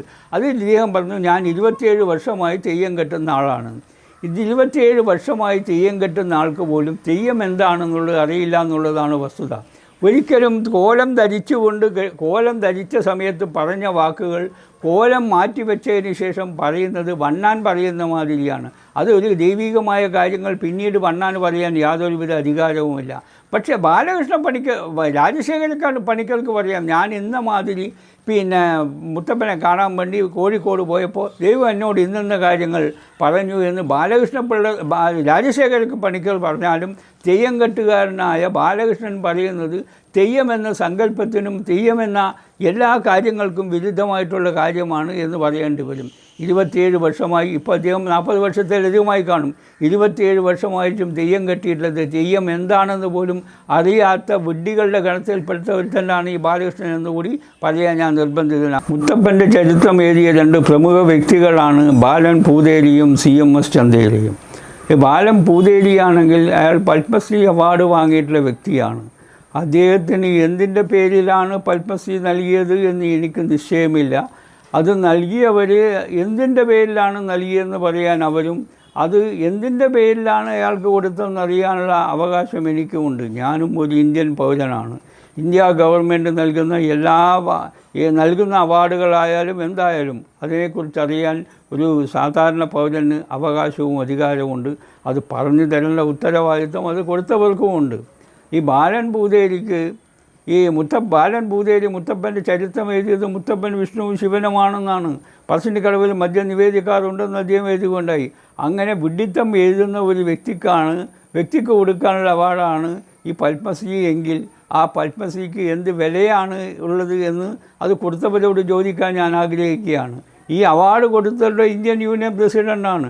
പക്ഷേ അവാർഡിന് റെക്കമെൻഡ് ചെയ്തവർ എന്തിനാണെന്ന് വ്യക്തമാക്കണം. ഇന്ത്യൻ യൂണിയൻ പ്രസിഡൻറ്റ് ബാലൻ പൂതേരി ആരാണെന്നും അയാൾ എന്തൊക്കെ രചനകൾ രചിച്ചിട്ടുണ്ടെന്നും ഒരിക്കലും ഇന്ത്യൻ പ്രസിഡൻറ്റിന് അറിയാൻ പറ്റുകയില്ല. അദ്ദേഹത്തിന് അവാർഡ് കൊടുത്തവരാണ് അത് വ്യക്തമാക്കേണ്ടത്. ബാലൻ പൂതേരിക്ക് ഇത്തരം ഒരു അവാർഡ് കൊടുക്കാൻ റെക്കമെൻഡ് ചെയ്തത് കേരളത്തിലെ RSS നേതൃത്വമാണെന്ന് ഞാൻ ബലമായി സംശയിക്കുന്നു. കാരണം ഞാൻ വയനാട്ടിൽ ഒരു വനവാസി വികാസ കേന്ദ്രത്തിലെ ഒരു വാർഡനായി ജോലി ചെയ്യുന്ന സമയത്ത് ഒരാൾ അവിടെ വരികയുണ്ടായി. അദ്ദേഹം പറഞ്ഞു, എവിടെ നിന്നാണ് വരുന്നതെന്ന് ചോദിച്ചപ്പോൾ അദ്ദേഹം പറഞ്ഞു, ഞാൻ ബാലൻ പൂതേരിയുടെ വീട്ടിൽ നിന്നാണ് ഇവിടെ താമസിക്കാൻ വേണ്ടി വരുന്നതെന്ന് പറഞ്ഞു. അയാൾ മാത്രമല്ല പല RSSകാരും ബാലൻ പൂതേരിയുടെ വീട്ടിൽ താമസിക്കാറുണ്ടെന്നും അവരവിടുന്ന് ചില സഹായങ്ങളൊക്കെ അവർക്ക് നൽകാറുണ്ടെന്നും അദ്ദേഹം എന്നോട് പറയുകയുണ്ടായി. അപ്പോൾ ഇങ്ങനെയുള്ള ആളുകൾക്ക് കൊടുക്കാനുള്ള ഒരു അവാർഡാണോ ഈ പത്മശ്രീ എന്നാണ് എനിക്ക് ചോദിക്കാനുള്ളത്. ഞാൻ RSSകാരനായ ജയകൃഷ്ണൻ മാഷെക്കുറിച്ച് കവിത എഴുതിയിട്ടുണ്ട്, മോഡിയെക്കുറിച്ച് കവിത എഴുതിയിട്ടുണ്ട്, ഇന്ത്യൻ സ്വാതന്ത്ര്യ സമര സേനാനിയായ തലക്കൽ ചന്തുവിനെക്കുറിച്ച് എഴുതിയിട്ടുണ്ട്, ചൈനയെ വാറിനെക്കുറിച്ച് കവിതകൾ എഴുതിയിട്ടുണ്ട്. ഇത്രയും കാര്യങ്ങളൊന്നും ബാലൻ പൂതേരി എഴുതിയിട്ട് എനിക്കറിയില്ല. ബാലൻ പൂതേരി എന്ത് സംഭാവനകളാണ് തൻ്റെതായ ഈ രാഷ്ട്രത്തിന് സമർപ്പിച്ചത്, ഈ രാജ്യത്തിന് വേണ്ടി ചെയ്തത് എന്നറിയാൻ എനിക്ക് അവകാശമുണ്ട്. അതറിയിക്കാനുള്ള അവകാശം ഈ RSS നേതൃത്വത്തിനുമുണ്ട് എന്ന് ഞാൻ ബലമായും സംശയിക്കുകയാണ്. പിന്നെ മറ്റൊരാൾ CMS ചന്ദേരിയാണ്. അദ്ദേഹത്തിൻ്റെ കഥ കൂടി പറയാൻ, അദ്ദേഹം ഇന്ത്യ ഗവൺമെൻറ്റിൽ നിന്ന് ഫെലോഷിപ്പ് വാങ്ങിയിട്ടുള്ള ഒരു വ്യക്തിയാണ്. അപ്പോൾ ഞാൻ വിശ്വ ഹിന്ദു പരിഷത്തിൽ തളിപ്പറമ്പ് പ്രഖണ്ഡ പ്രസിഡൻ്റായി പ്രവർത്തിച്ച കാലഘട്ടത്തിലാണ് ഒരു ചന്ദ്രൻ നായർ കണ്ണൂർ ജില്ലാ പ്രസിഡൻ്റായി പ്രവർത്തിക്കുകയുണ്ടായി. ചന്ദ്രൻ നായരും ഞാനും വളരെയധികം സുഹൃത്തുക്കളും സ്നേഹിതന്മാരുമായിരുന്നു. അതിൻ്റെ ഒരു പ്രധാന കാരണം ഞാൻ മുത്തപ്പനെക്കുറിച്ച് എഴുതിയിട്ടുള്ള പുസ്തകവും ഞാൻ അഴീക്കോടിനെക്കുറിച്ച് എഴുതിയിട്ടുള്ള പുസ്തകവും മുത്തപ്പനെക്കുറിച്ച് എഴുതിയിട്ടുള്ള പുസ്തകവും ചന്ദ്രൻ നായരെ ഏറെ സ്വാധീനിച്ച ഘടകമാണ്. ചന്ദ്രൻ നായർ വളപട്ടണം മുത്തപ്പൻ ക്ഷേത്രത്തിൻ്റെ പ്രസിഡൻ്റാണ്. ഞാൻ പറഞ്ഞു കഴിഞ്ഞു, അദ്ദേഹം വിശ്വ ഹിന്ദു പരിഷത്തിൻ്റെ കണ്ണൂർ ജില്ലാ പ്രസിഡൻ്റായിരുന്നു. അപ്പോൾ കണ്ണൂർ ജില്ലാ പ്രസിഡൻ്റായ കാലഘട്ടത്തിൽ ഞാൻ എഴുതിയിട്ടുള്ളൊരു ലേഖനം, ഞാൻ എഴുതിയിട്ടുള്ള ഒരു തുറന്ന കത്ത്, സുകുമാർ അരീക്കോടിന് എഴുതിയ തുറന്ന കത്തും അതേ സമയത്താണ് ഇയാൾ നമ്മുടെ RSS നേതാവായ P. പരമേശ്വരൻ ഒരു തുറന്ന കത്ത് എഴുതിയത്. P. പരമേശ്വരൻ എഴുതി തത്വമസിയിൽ നിന്ന് തറപ്രസംഗത്തിലേക്കോ ഞാനും പിന്നെ സുകുമാർ അഴീക്കോടിൻ്റെ ഒരു തുറന്ന കത്ത് എഴുതുകയുണ്ടായി. പക്ഷേ എൻ്റെ കത്തിനാണ് ജനങ്ങൾ വർക്കേഴ്സിൻ്റെ ഇടയിൽ പിന്നെ വിശ്വ ഹിന്ദു പരിഷത്തുകാരുടെ ഇടയിൽ കൂടുതൽ പ്രാധാന്യം കിട്ടിയത് എന്നാണ് ഞാൻ മനസ്സിലാക്കുന്നത്. അപ്പോൾ ആ രീതിയിൽ ചന്ദ്രൻ മാഷും ചന്ദ്രൻ നായരും ഞാനും വളരെയേറെ സുഹൃത്തുക്കളായിരുന്നു. ഒരു ദിവസം ഞാൻ ചന്ദ്രൻ നായരുടെ വീട്ടിൽ ചെന്നപ്പോൾ ചന്ദ്രൻ നായർ എന്നോട് പറഞ്ഞു, നമുക്കൊന്ന് CMS ചന്ദ്രയിലേനെ കാണാൻ പോകണം. അദ്ദേഹം നമ്മുടെ അഭിപ്രായവുമായിട്ട് വളരെയേറെ യോജിക്കുന്ന ഒരാളാണ്, അദ്ദേഹം ഒരു എഴുത്തുകാരനാണെന്ന് പറഞ്ഞു. അങ്ങനെ ഞാനും ചന്ദ്രൻ നായരും കൂടി പിന്നെ ചെറുക്കലിൽ നിന്ന് നടന്ന് അക്കിലത്ത് കാവിൻ്റെ അടുത്താണ് ഈ CMS ചന്തയിൽ താമസിക്കുന്നത്, അവിടേക്ക് നടന്നു. അപ്പോൾ ഞങ്ങൾ അവിടെ ചെന്ന സമയത്ത് CMS ചന്തയിൽ അവിടെ ഉണ്ടായിരുന്നില്ല. അദ്ദേഹം ടൗണിൽ പോയിരിക്കുകയായിരുന്നു. കുറച്ച് കഴിഞ്ഞപ്പോൾ അദ്ദേഹം ഒരു ഓട്ടോറിക്ഷയിൽ വന്നിറങ്ങിയതിന് ശേഷം ചന്ദ്രൻ നായർ എന്നെ പരിചയപ്പെടുത്തി. ഞാൻ ഇങ്ങനെയുള്ള ആളാണ്, നമ്മൾ ചെറിയൊരു എഴുത്തുകാരനാണ്, അങ്ങനെ പിന്നെ RSS ഇതുമാതിരിയുള്ള സംഘടനകളൊക്കെ ആയിട്ട് പിന്നെ ഞാൻ പ്രവർത്തിക്കുന്ന ഒരാളാണെന്നൊക്കെ പറഞ്ഞു എന്നെ പരിചയപ്പെടുത്തുകയുണ്ടായി. അപ്പോൾ ആ സമയത്ത് CMS ചന്തയില ഒരു ലേഖനം എഴുതിയിരുന്നു മുത്തപ്പനെക്കുറിച്ച്. അപ്പോൾ ഞാൻ എന്താണ് ചന്തയോട് സംസാരിക്കാൻ ഒരു വിഷയം ഞാൻ എടുത്തിട്ടു. ഞാൻ പറഞ്ഞു, നിങ്ങൾ ജന്മഭൂമിയിൽ മുത്തപ്പനെക്കുറിച്ച് എഴുതിയ ഒരു ലേഖനം ഞാൻ വായിക്കുകയുണ്ടായി. അതിൽ നിങ്ങൾ എഴുതിയിരിക്കുന്നു മുത്തപ്പൻ വിഷ്ണുവും തിയ്യപ്പന വിഷ്ണുവും വെള്ളാട്ടം ശിവനുമാണെന്ന് നിങ്ങൾ എഴുതി കണ്ടു. അതിൻ്റെ കാരണം എന്താണ് മാഷേ എന്ന് ചോദിച്ചപ്പോൾ അദ്ദേഹം ആകെ ശോഭിതനായി. അദ്ദേഹം എന്നോട് പറഞ്ഞു, എന്നെ കാണണമെങ്കിൽ എന്നോട് എഴുതിയിട്ട് പെർമിഷൻ വാങ്ങി മാത്രമേ എന്നെ കാണാൻ പാടുള്ളൂ. ഞാൻ സെൻട്രൽ ഗവൺമെൻറ് കീഴിൽ നിന്ന് പിന്നെ ഫെലോഷിപ്പ് വാങ്ങിക്കുന്ന വ്യക്തിയാണ്. അപ്പോൾ അങ്ങനെയുള്ള വ്യക്തിയെ കാണണമെങ്കിൽ എന്നോട് എഴുതി പെർമിഷൻ വന്ന് മാത്രമേ എൻ്റെ വീട്ടിൽ വരാൻ പാടുള്ളൂ എന്ന് അദ്ദേഹം എന്നോട് ഉറപ്പിച്ചു. അദ്ദേഹം എന്നെ അടിക്കാനൊക്കെ ഭാവിച്ചു. പക്ഷേ എങ്കിലും ഞാൻ വളരെ ധൈര്യമായിട്ടിരുന്നു. CMS ചന്തയില ഒന്ന് അടിച്ചാൽ പോലും കൊള്ളാനുള്ള ശക്തി എനിക്കുണ്ട്. CMS ചന്തയിലൂടെ ആൾ ഒരു ചെറിയ മനുഷ്യനാണ്, വലിയ മനുഷ്യനൊന്നുമല്ല. അപ്പോൾ എന്നെ കൂട്ടിക്കൊന്ന് ചന്ദ്രൻ നായർ ആകെ വിഷമത്തിലായി. എന്ത് ചെയ്യണമെന്നറിയാതെ ചന്ദ്രൻ നായർ ഇങ്ങനെ വിഷമിച്ചു കൊണ്ടിരുന്നു. അങ്ങനെ കുറേ നേരം ഒരു 5 മിനിറ്റ് കഴിഞ്ഞപ്പോൾ CMS ചന്തയില ഓട്ടോമാറ്റിക്കായിട്ട് താണു. എന്നോട് പറഞ്ഞു, വിടൂ, ഞാനെന്ത് പറയാനാണ്, എല്ലാവരും പറയുന്നു മുത്തപ്പൻ വിഷ്ണുവും വെള്ളാട്ടം ശിവനുമാണെന്ന്. അത് ഞാൻ പറഞ്ഞു മാഷേ, ഇത് നിങ്ങൾ ആദ്യമേ പറഞ്ഞാൽ മതിയായിരുന്നു, നമുക്ക് ഈ പ്രശ്നങ്ങളൊന്നും ഉണ്ടാകുകയില്ലെന്ന്. അപ്പോൾ CMS ചന്തയില മനസ്സിലാക്കി ഞാൻ ഈ ചോദ്യം ചോദിച്ചത് അയാളെ കൊടുക്കാൻ വേണ്ടിയാണെന്നുള്ളത്. അങ്ങനെ തെയ്യത്തെക്കുറിച്ച് യാതൊരു ഗവേഷണവും നടത്താൻ അറിയാത്ത ആളും നടത്താൻ കഴിവുള്ള ആൾക്ക് പോലും ഈ സെൻട്രൽ ഗവൺമെൻറ് ഗവേഷണം നടത്താൻ ഫെലോഷിപ്പ് കൊടുക്കുക എന്നുള്ളത് പറയുന്നത് അത് എന്ത് നീതിയാണ്, എന്ത് ഇതാണെന്ന് എനിക്കറിയില്ല. കഴിവുള്ളവർക്ക് ആരും കൊടുക്കുന്നില്ല. ഞാൻ മുത്തപ്പനെക്കുറിച്ച് ഗവേഷണങ്ങൾ നടത്തിയിട്ടുള്ളതാണ്, നിരവധി കവിതകൾ എഴുതിയിട്ടുള്ള, പുസ്തകങ്ങൾ എഴുതിയിട്ടുള്ള, ചരിത്ര സത്യങ്ങൾ വെളിപ്പെടുത്തിയിട്ടുള്ള വ്യക്തിയാണ് ഞാൻ. RSSകാരനായ ജയകൃഷ്ണ മാഷെപ്പോൽ കവിത എഴുതിയിട്ടുണ്ട്, മോഡിയെക്കുറിച്ച് കവിത എഴുതിയിട്ടുണ്ട്, ചൈന വാറിനെക്കുറിച്ച് കവിത എഴുതിയിട്ടുണ്ട്, ഇത്തരം സൈന്യാധിപനായ ചന്തുവിനെക്കുറിച്ച് കവിത ചെയ്തിട്ടുണ്ട്. ഇത്തരം ചെയ്തിട്ടുള്ള വ്യക്തികൾക്ക്, ഇത്തരം കഴിവുള്ള വ്യക്തികളെ ഒരു ഗൗനിക്കുന്നില്ല. ഒരു കഴിവുമില്ലാത്തവന് ഏറ്റവും വലിയ വാടൊക്കെ കൊടുക്കുക എന്നുള്ളത് എന്ത് നിയമമാണ്, എന്ത് നീതിയാണ് എന്ന് എനിക്ക് മനസ്സിലാകുന്നില്ല. RSS നേതൃത്വത്തിൻ്റെ ബുദ്ധിയെക്കുറിച്ച് ഞാൻ സഹതപിക്കുകയാണ്. ഇനി നിങ്ങൾ പറയുന്ന ഈ RSSലെ 2 പ്രമുഖ വ്യക്തികളാണ് P. പരമേശ്വരനും R. ഹരിയും. P. Parameswaran Mathrubhumi ദിനപത്രത്തിൽ വിവേകാനന്ദൻ്റെ 150ാം ജന്മവാർഷികത്തിൽ ഒരു ലേഖനം എഴുതി, ആ അമൃതകുംഭം വീണ്ടെടുക്കണമെന്ന് തലക്കെട്ടിൽ. ആ ലേഖനത്തിൽ അദ്ദേഹം പറയുന്നു, അമേരിക്കക്കാർ വിവേകാനന്ദൻ്റെ സൂക്തങ്ങൾ ഉൾക്കൊള്ളാത്തതിൻ്റെ ശിക്ഷയാണ് അമേരിക്കൻ വേൾഡ് ട്രേഡ് സെൻറ്ററിൽ ഇടിച്ചു നിർത്തിയതെന്ന്. ഞാൻ പറഞ്ഞു, ശിക്ഷ എന്നുള്ള പ്രയോഗം തെറ്റാണ്. ശിക്ഷ ഒരിക്കലും കുറ്റകരമല്ല. ഒരാൾ ഒരു കൊലപാതകയെ മജിസ്ട്രേറ്റ് തൂക്കിക്കൊല്ലാൻ വിധിക്കുന്നു, ആരാച്ചാർ അയാളെ തൂക്കിക്കൊല്ലുന്നു. മജിസ്ട്രേറ്റും ആരാച്ചാറും കുറ്റവാളിയല്ല, കൊലപാതകികളല്ല. കാരണം അവർ നടപ്പാക്കിയത് ശിക്ഷയാണ്. അപ്പോൾ ശിക്ഷ എന്നുള്ള പ്രയോഗം, ശിക്ഷയാണ് നടപ്പിലാക്കിയതെന്ന് പറയുമ്പോൾ നിങ്ങൾ ഭീകരന്മാരെ ന്യായീകരിക്കലാണ് ചെയ്യുന്നത് എന്ന് ഞാൻ P. പരമേശ്വരനോട് പറയുകയുണ്ടായി. ഡയറക്റ്റായിട്ട് അദ്ദേഹത്തോട് പറയുകയുണ്ടായി. എൻ്റെ ഫോൺ നമ്പർ കൊടുത്തിരിക്കുന്നു. എൻ്റെ ഫോൺ നമ്പർ കൂടി അദ്ദേഹം വിളിച്ചു പറഞ്ഞു, ഞാൻ എഴുതിയ കാര്യം ശരിയാണ്, അദ്ദേഹത്തിന് ആലോചിക്കാതെ സംഭവിച്ചു പോയത് തെറ്റാണെന്ന് പറഞ്ഞു. പിന്നെ രണ്ടാമത് എനിക്ക് പറയാനുള്ളത് R. ഹരി. RSSലെ 2ാമത്തെ വ്യക്തിയാണെന്നാണ് പറയുന്നത്. R. ഹരി ഒരു ലേഖനം എഴുതി കേസരിയിൽ. അന്ന് ഞാൻ കേസരിയിൽ എഴുതിക്കൊണ്ടിരിക്കുന്ന സമയമായിരുന്നു. ആ കേസരിയിൽ അയാൾ പറയുന്നു, 2 ഇനപ്പക്ഷികളിൽ ഒരു ഇനപ്പക്ഷിയെ കാട്ടാളിനെ എഴുതി കീഴ്ത്തിയപ്പോൾ മറ്റേ പക്ഷിയുടെ ദുഃഖം കണ്ടിട്ടാണ് വാൽമീകി രാമായണം എഴുതിയെന്ന് ഞാൻ പറഞ്ഞുവല്ല. നിങ്ങളുടെ വാദഗതി ശരിയല്ല. ഒരു പക്ഷിയെ എഴുതി വീഴ്ത്തിയതിന് ശേഷം വാൽമീകി ആദ്യം പറഞ്ഞിട്ടുള്ളത് മാ നിഷാദാന്നാണ്, അരുത് കാട്ടാളാണ്. ഒരു പക്ഷിയെ എഴുത് വീഴ്ത്തിയതിന് ശേഷം അത് അരുത് എന്ന് ഒരാളും പറയുമെന്ന് തോന്നുന്നില്ല. വാൽമീകി ആദ്യം പറഞ്ഞിട്ടത് മാ നിഷാദ. അപ്പോൾ വാൽമീകി അല്ല കാട്ടാളൻ ഒരു പക്ഷിയെ എഴുതി വീഴ്ത്തുന്നതിന് മുന്നെയാണ് വാൽമീകി ഇത് പറഞ്ഞത്. മാ നിഷാദ, അരുത് കാട്ടാള. അക്കാര്യം പോലും നിങ്ങൾ മഹാന്മാരാണെന്ന് വിശ്വസിക്കുന്ന ആർ ഹരിക്കും പി പരമേശ്വരനും അറിയില്ല. അവരെ കൂടി വിമർശനത്തിൽ കൂടി പരാജയപ്പെടുത്തിയ ഞാനാണ്, സഹദേവനാണ്. ആ സഹദേവനെ നിങ്ങൾ ഒരു പുല്ല് വിലയും കൽപ്പിക്കില്ല. ആ സഹദേവന് ഒരു അവാർഡും ഇല്ല. ഒരു നല്ല വാക്ക് പോലും ആ സഹദേവനെ കുറിച്ച് പറയാൻ RSS നേതൃത്വമോ മറ്റു നേതൃത്വമോ തയ്യാറായിട്ടില്ല എന്നവർക്കാം. നിങ്ങൾ വിഡ്ഢികൾക്ക് വേണ്ടി വാദിക്കുകയാണ്. നിങ്ങൾ വിഡ്ഢികളെ മഹാന്മാരാക്കുകയാണ്. അതല്ലേ നിങ്ങൾ ചെയ്യുന്നത്? അല്ലെ എന്തിൻ്റെ പേരിലാണ് നിങ്ങൾ ബാലൻ ഭൂതേരിക്ക് ഇത്രയും വലിയൊരു അവാർഡ് കൊടുത്തിട്ടുള്ളത്? ബാലൻ ഭൂതേരി ചില ക്ഷേത്ര ഐതിഹ്യങ്ങൾ പാട്ടുരൂപത്തിലാക്കിയിട്ടുണ്ടെന്നുള്ള കാര്യം ശരിയാണ്. പക്ഷേ അദ്ദേഹത്തിൻ്റെതായ ഒരു സംഭാവനയും അദ്ദേഹം ഈ ലോകത്തിന് സമർപ്പിച്ചിട്ടില്ല എന്ന് നിങ്ങൾ ഓർക്കണം, എന്ന് നിങ്ങൾ ചിന്തിക്കണം എന്ന് മാത്രമേ എനിക്ക് പറയാൻ. പറശ്ശിനിക്കടവ് ഇന്ന് ഭരിക്കുന്നത് തെണ്ടികളും തെമ്മാടികളുമാണെന്ന് പറയേണ്ടി വരും. ആദ്യമായി പറശ്ശിനിക്കടവിൽ വന്ന സ്പെഷ്യൽ ഓഫീസറാണ് ഡെപ്യൂട്ടി കമ്മീഷണർ ദാമോദരൻ. അയാൾ ഇവരുടെ അനീതിക്ക് കൂട്ടുനിൽക്കാത്ത കാരണം അയാളെ തല്ലി ഓടിച്ചു. പിന്നെ രണ്ടാമത്തെ ആൾ മുകുന്ദൻ മടയൻ്റെ അഞ്ചൻ്റെ മകനെ ഇവർ വിഷ്ണം പിടിച്ച് പീഡിപ്പിച്ചു.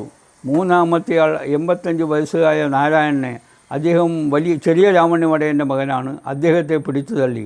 നാലാമത് എന്നെ പറശ്ശിനിക്കടവിൽ ഞാൻ പോവുകയാണെങ്കിൽ എൻ്റെ കാലടിച്ച് ഒടിക്കുമെന്ന് അവർ ഭീഷണിപ്പെടുത്തി. പറശ്ശിനിക്കടവ്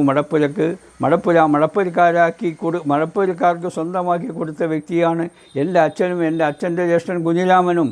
അങ്ങനെയുള്ളവൻ ആ പറശ്ശിനിക്കടവ് മടപ്പുരയിൽ പോലും പോകാൻ കഴിയില്ല എന്ന് പറയുന്നത് എന്തടിസ്ഥാനത്തിലാണെന്ന് എനിക്ക് മനസ്സിലാകുന്നില്ല. അവരെന്നെ ഭീഷണിപ്പെടുത്തുകയാണ്. കാരണം ഞാൻ അവിടെ മടയനായി പോകാൻ സാധിച്ചുവെങ്കിൽ ഇവരുടെ അനീതിക്കൊന്നും ഞാൻ കൂട്ടുനിൽക്കുകയില്ല എന്നുള്ള കാര്യം അവർക്ക് 100% ഉറപ്പാണ്. എനിക്ക് മടയനാവാൻ സാധിച്ചുവെങ്കിൽ ഞാൻ യാതൊരുവിധ അനീതിക്കും ഞാൻ കൂട്ടുനിൽക്കുകയില്ല.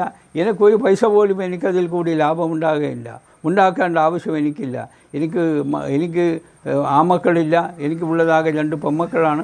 ആ പെമ്മക്കളുടെ മക്കളൊക്കെ വലിയ ഉദ്യോഗസ്ഥന്മാരാണ്. അവർക്ക് ഇത്തരം കാര്യങ്ങൾ വാങ്ങി ജീവിക്കേണ്ട യാതൊരു ആവശ്യവുമില്ല. ഞാനവിടെ മടയനായി വരികയാണെങ്കിൽ കൂടുതൽ ജീവകാരുണ്യ പ്രവർത്തനങ്ങൾ നടത്തും. പാവപ്പെട്ട രോഗികൾക്കും നിർധനരായ മനുഷ്യർക്കും കൂടുതൽ സഹായം ചെയ്യും. കാരണം എനിക്ക് 5 പൈസ ഇതിൽ കൂടി സമ്പാദിക്കാൻ ഞാൻ ആഗ്രഹിക്കുന്നില്ല. എനിക്ക് പ്രായാധിക്യായ മനുഷ്യനാണ്. എനിക്ക് പൈസ കൊണ്ടൊരു കാര്യവുമില്ല. അതുപോലെ എൻ്റെ മക്കളൊക്കെ സാമാന്യം നല്ല നിലയിലാണ്.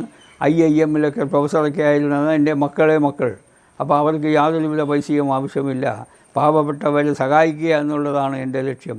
മുത്തപ്പൻ്റെ വരുമാനത്തിൽ കൂടി പാവപ്പെട്ടവന് കഴിയുന്നത്ര സേവനം ചെയ്യാൻ വേണ്ടി ഞാൻ സന്നദ്ധനാവും. എനിക്കൊരു പൈസയും ഈ മടയൻ്റെ സ്ഥാനത്തിരുന്നു കൊണ്ട് എനിക്ക് സമ്പാദിക്കേണ്ട യാതൊരുവിധ ആവശ്യവും എനിക്കില്ല.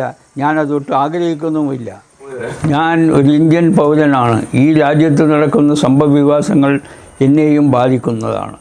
അതിനെക്കുറിച്ചുള്ള എൻ്റെ അഭിപ്രായം ഞാൻ സമൂഹത്തോട് പറയാൻ ആഗ്രഹിക്കുകയാണ്. സമൂഹം അത് ഇഷ്ടപ്പെട്ടാലും ഇല്ലെങ്കിലും ഞാൻ എൻ്റെ കർത്തവ്യം നിർവഹിക്കുന്നു അത്രമാത്രം. ഗാന്ധിജി രക്തം ചീന്താതെയാണ് ഇന്ത്യക്ക് സ്വാതന്ത്ര്യം നേടിയതെന്നാണ് ലോകം പറയുന്നത്, അതായത് അഹിംസയിൽ കൂടി. എന്നാൽ സ്വാതന്ത്ര്യാനന്തരം നാം രക്തം തന്നെ ചീന്തേണ്ടി വന്നിട്ടുണ്ട്. ആ രക്തത്തിൽ കൂടുതലും ഹിന്ദുവിൻ്റെ രക്തമായിരുന്നു. അതാണ് ഗാന്ധിയുടെ കൊലപാതകത്തിലേക്ക് നയിച്ചതെന്ന് ഞാൻ പരിപൂർണമായും വിശ്വസിക്കുന്നു. ഇന്ത്യൻ ഭരണഘടന ഒരിക്കലും ഭൂരിപക്ഷത്തെ പ്രതിനിധീകരിക്കുന്നില്ല. ഞാനൊരു ഉദാഹരണം പറയാം. ഒരു 101 അംഗ മന്ത്രിസഭയാണെന്ന് വെക്കുക. 50 ഓരോ പാർട്ടിക്കും 50 സീറ്റ് കിട്ടുന്നു.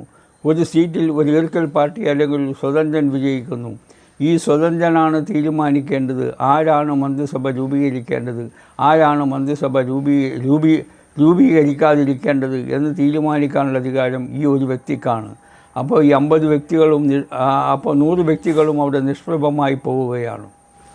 അതുമാതിരി തന്നെ ഇന്ത്യൻ ഭരണഘടനയിലെ ഒരു പ്രധാന പ്രശ്നമാണ് സംവരണം നടപ്പിലാക്കിയിട്ടുള്ളത് താഴ്ന്ന ജാതിക്കാർക്ക് പഴയ കാലത്ത് വിദ്യാഭ്യാസം ചെയ്യുന്നതിനോ അതുവഴി ജോലി സമ്പാദിക്കുന്നതിനോ യാതൊരുവിധ അവകാശ അധികാരങ്ങളും ഉണ്ടായിരുന്നില്ല. അവരെ കൂടി സമൂഹത്തിൻ്റെ മുൻപന്തിയിൽ എത്തിക്കുക എന്നതാണ് സംവരണം കൊണ്ട് ഉദ്ദേശിക്കുക എന്നതാണ് പറയുന്നത്. എന്നാൽ ഒരു കാലഘട്ടത്തിലും വിദ്യാഭ്യാസം ചെയ്യുന്നതിനോ ജോലി സമ്പാദിക്കുന്നതിനോ യാതൊരുവിധ പ്രതിബന്ധവും ഇല്ലാത്ത സമുദായത്തിനും സംവരണം നൽകുക എന്നത് എന്തടിസ്ഥാനത്തിലാണ് എന്ന കാര്യം എനിക്ക് മനസ്സിലാകുന്നില്ല. നാം ഫാസിസത്തെ എതിർക്കുന്നു, കോളോണിയലിസത്തെ എതിർക്കുന്നു. എന്നാൽ ഫാസിസത്തിൻ്റെയും കോളോണിയലിസത്തിൻ്റെയും ഉൽപ്പന്നമായ മതത്തിന് മഹനീയത കൽപ്പിക്കുന്നതിലുള്ള യുക്തി എന്താലോചിച്ചിട്ടും എനിക്ക് മനസ്സിലാകുന്നില്ല. അടുത്ത കാലത്ത് കണ്ടുവരുന്ന ഒരു പ്രവണതയാണ് ഉമ്മൻചാണ്ടിയുടെ ശവകുടീരത്തിൽ പോയി പ്രാർത്ഥിക്കുക എന്നുള്ളത് കോൺഗ്രസ്സുകാരെ സംബന്ധിച്ചിടത്തോളം. അപ്പോൾ അങ്ങനെ പ്രകടന പത്രികയൊക്കെ അങ്ങനെ തിരഞ്ഞെടുപ്പിന് നോമിനേഷൻ കൊടുക്കാൻ പോകുന്നവരൊക്കെ ഉമ്മൻചാണ്ടിയുടെ ശവകുടീരത്തിൽ പോയി പ്രാർത്ഥിക്കുക എന്നുള്ളത് ഒരു ചടങ്ങായി അടുത്ത കാലത്ത് ആചരിക്കപ്പെടുന്ന ഒരു ആചാരമാണെന്ന് പറയാതിരിക്കാൻ നിർവാഹമില്ല. നമുക്ക് ആരാണ് ഈ ഉമ്മൻചാണ്ടി എന്ന് നമുക്ക് ആലോചിക്കാം. ഉമ്മൻചാണ്ടി എന്ന് പറയുന്നത് അധികാര ദുർമോഹിയായ ഒരു രാഷ്ട്രീയ പ്രവർത്തകനാണ്. അദ്ദേഹത്തിന് മുഖ്യമന്ത്രിയാകാൻ കരുണാകരനെ കൊണ്ട് മുഖ്യമന്ത്രി സ്ഥാനം രാജിവെപ്പിക്കണം. അതിനായി മറിയം റഷീദയെയും സോഫിയ ഹസനെയും നമ്പി നാരായണനെയും പിടിച്ച് ജയിലിട്ടതിൻ്റെ പിന്നിൽ ISRO ചാരക്കേസിൻ്റെ പേരിൽ ജയിലിട്ടതിന് പിന്നിൽ ഉമ്മൻചാണ്ടിക്കും ഒരു പങ്കുണ്ടെന്ന് ഞാൻ ബലമായും വിശ്വസിക്കുകയാണ്. ഉമ്മൻചാണ്ടിയുടെ കാലത്ത് നടന്ന 2 തെരഞ്ഞെടുപ്പിലും വിജയിച്ചത് പിണറായി വിജയനാണ്, അഥവാ CPM ആണ്. ഉമ്മൻചാണ്ടിയെ പിന്നെ ആന്ധ്രയുടെ ചുമതല AICC ഏൽപ്പിക്കുകയുണ്ടായി.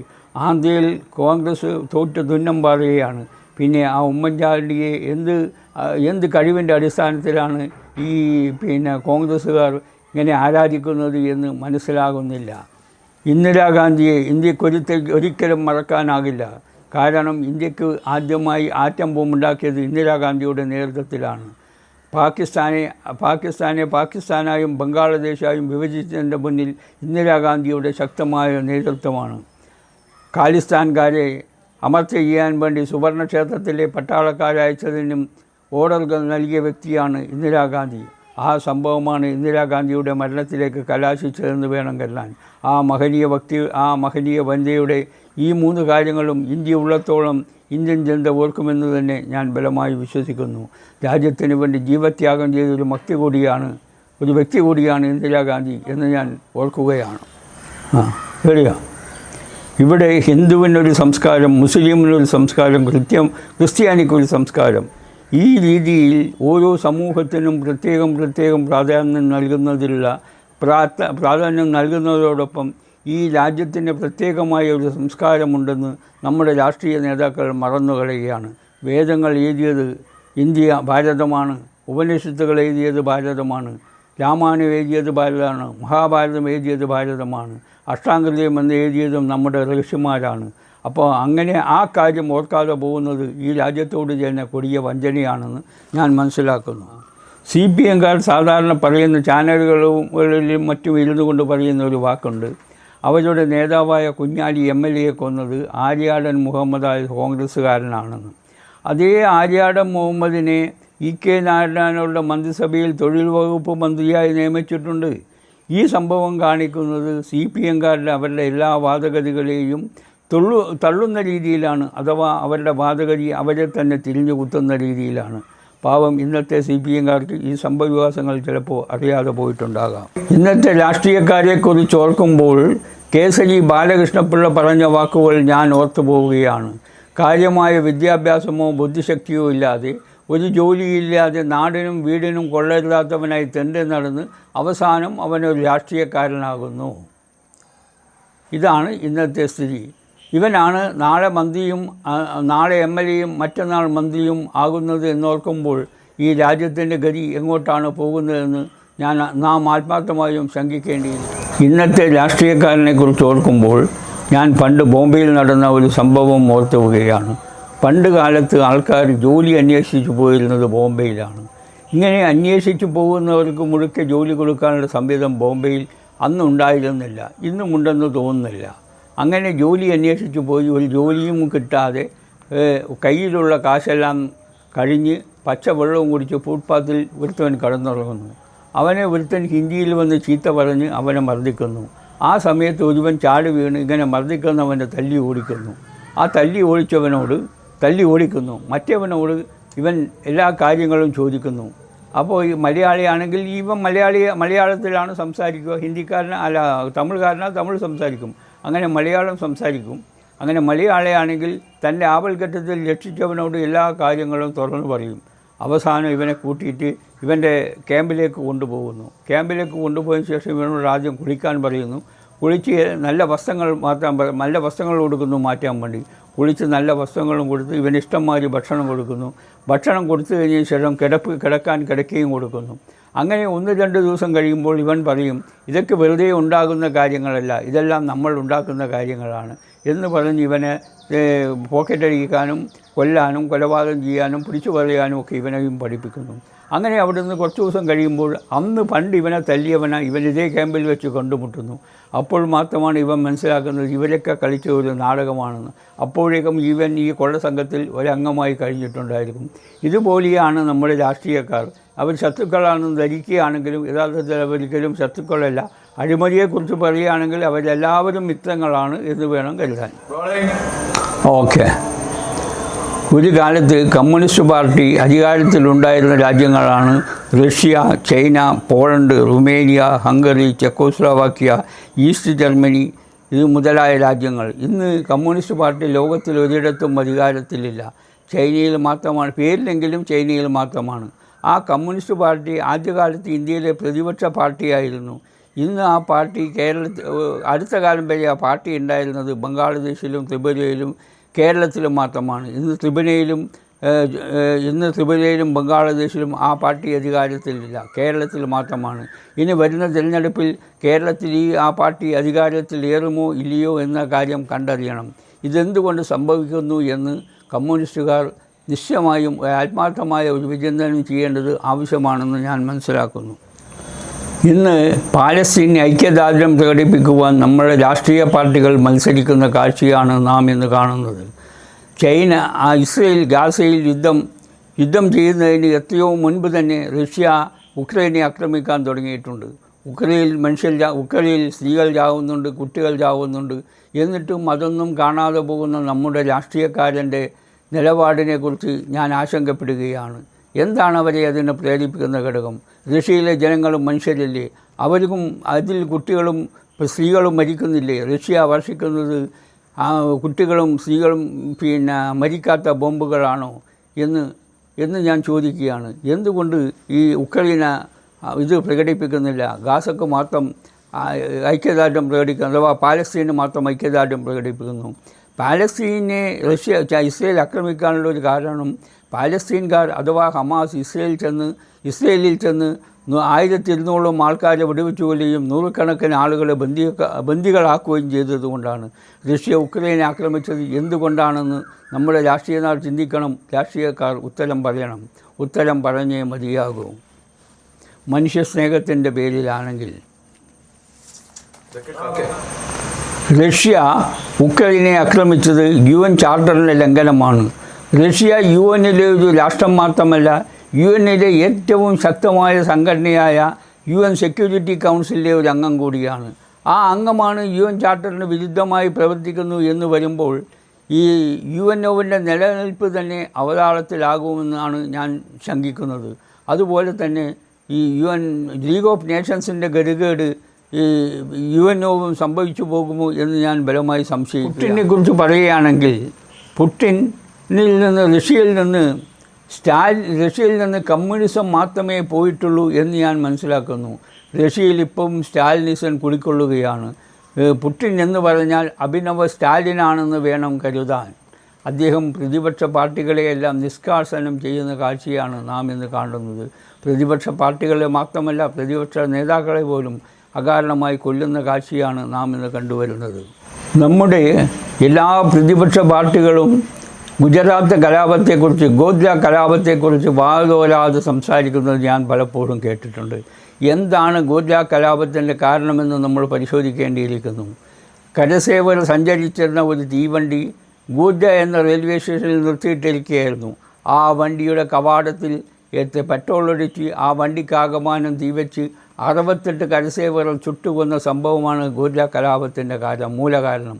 ഗൂർജ കലാപത്തിൽ 2000 പേർ മരിച്ചു എന്നൊക്കെ പറയുന്നവർ ഈ 68 കരസേവരെ കൊന്ന കാര്യം ഒരിക്കലും പ്രസ്താവിക്കുന്നില്ല. 68 കരസേവരെ കൊന്നിട്ടില്ല എങ്കിൽ ഗൂർജ കലാപം തന്നെ ഉണ്ടാകുമായിരുന്നില്ല. ആ രീതിയിൽ നാം ഏറ്റവും അപലപിക്കേണ്ടത് ഈ 68 കരസേവരെ കൊന്ന സംഭവമാണെന്ന് വേണം കരുതാൻ.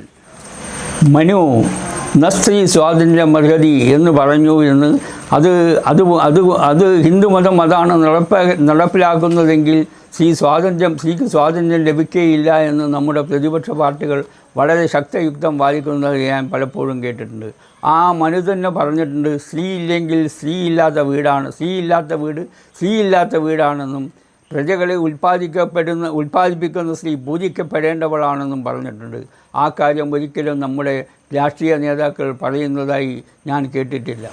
2 കന്യാസ്ത്രീകൾ ജയിലിൽ കിടക്കേണ്ടി വന്നപ്പോൾ ഇന്ത്യയിലാകമാനം പ്രത്യേകിച്ച് കേരളത്തിലാകമാനം കന്യാസ്ത്രീകന്മാർ പ്രകടനം നടത്തുന്നതായി കണ്ടിട്ടുണ്ട്. അവരുടെ കൂട്ടത്തിലുള്ള അഭയെ കൊല ചെയ്യപ്പെട്ടപ്പോൾ കൊലയാളികളെ അറസ്റ്റ് ചെയ്യണമെന്ന് കാണിച്ച് ഒരു കന്യാസ്ത്രീയും പ്രകടനം നടത്തുന്നതായി കണ്ടിട്ടില്ല. ഇതെന്തൊരു മനുഷ്യസ്നേഹം, ഇതെന്തൊരു വർഗസ്നേഹം എന്നാണ് എനിക്ക് ചോദിക്കുവാനുള്ളത്.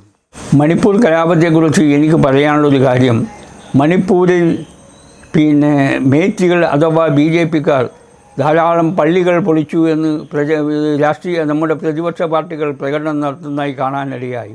യഥാർത്ഥത്തിൽ എന്താണ് മണിപ്പൂർ കലാപത്തിൻ്റെ പ്രശ്നമെന്ന് നമ്മൾ ചിന്തിക്കേണ്ടിയിരിക്കുന്നു. മണിപ്പൂരിൽ മേത്തികളും കുക്കികളെന്നും പറയുന്ന 2 പേരും ആദിവാസി വിഭാഗത്തിൽപ്പെട്ടവരാണ്. കുക്കികൾ ആദിവാസികളിൽ നിന്ന് മതപരിവർത്തനം ചെയ്തവരാണ്. ആ മതപരിവർത്തനം ചെയ്തൊക്കെ സംവരണം ഏർപ്പെടുത്തിയപ്പോൾ മതപരിവർത്തനം ചെയ്യാത്ത കുക്കികൾക്ക് സംവരണമില്ല. ഈ അന്യായത്തിനെതിരായി അതിനെതിരായി മേത്തികൾ മണിപ്പൂർ ഹൈക്കോടതിയിലേക്ക് പോയി. മണിപ്പൂർ ഹൈക്കോടതി വിധി പ്രസ്താവിച്ചു, മേത്തികൾക്കും കുക്കികളെപ്പോലെ സംവരണത്തിന് അവകാശമുണ്ടെന്ന്.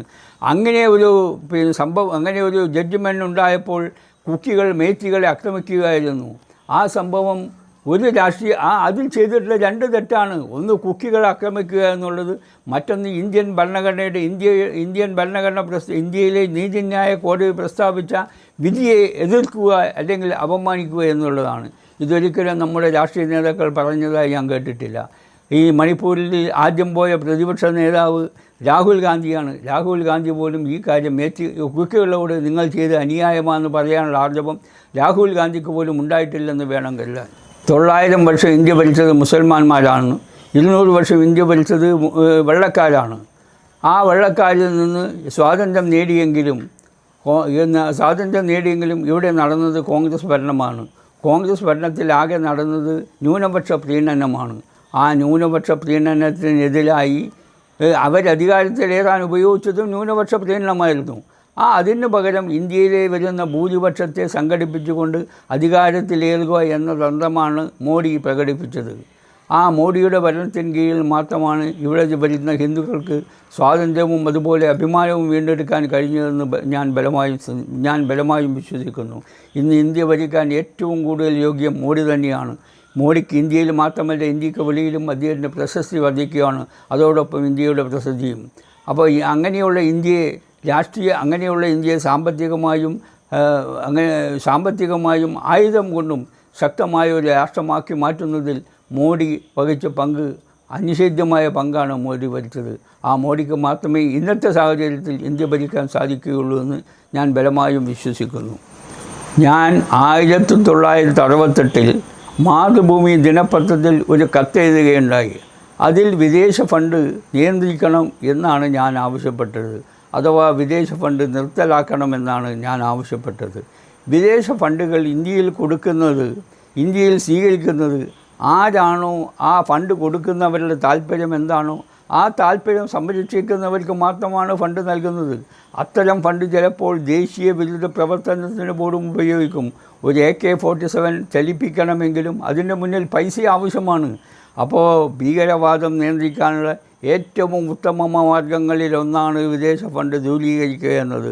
മഹാനായ നമ്മുടെ നരേന്ദ്രമോദി ഇക്കാര്യം സഗൗരവം പരിഗണിക്കുമെന്ന് തന്നെയാണ് ഞാൻ ആവശ്യപ്പെടുന്നത്.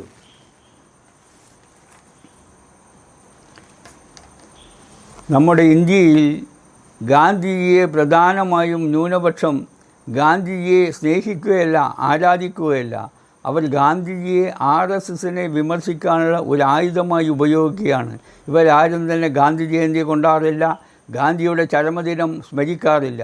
ഇവർ RSSനെ എതിർക്കാനുള്ള ഒരു ഉപകരണം മാത്രമായാണ് ഗാന്ധിയെ കാണുന്നത്. അത് അങ്ങേയറ്റം ഗാന്ധിജിയോട് സ്നേഹമുണ്ടെന്ന് പറഞ്ഞുകൊണ്ട് കാണിക്കുന്ന നീതികേടാണ് എന്ന് പറയുവാൻ ഞാൻ ആഗ്രഹിക്കുകയാണ്.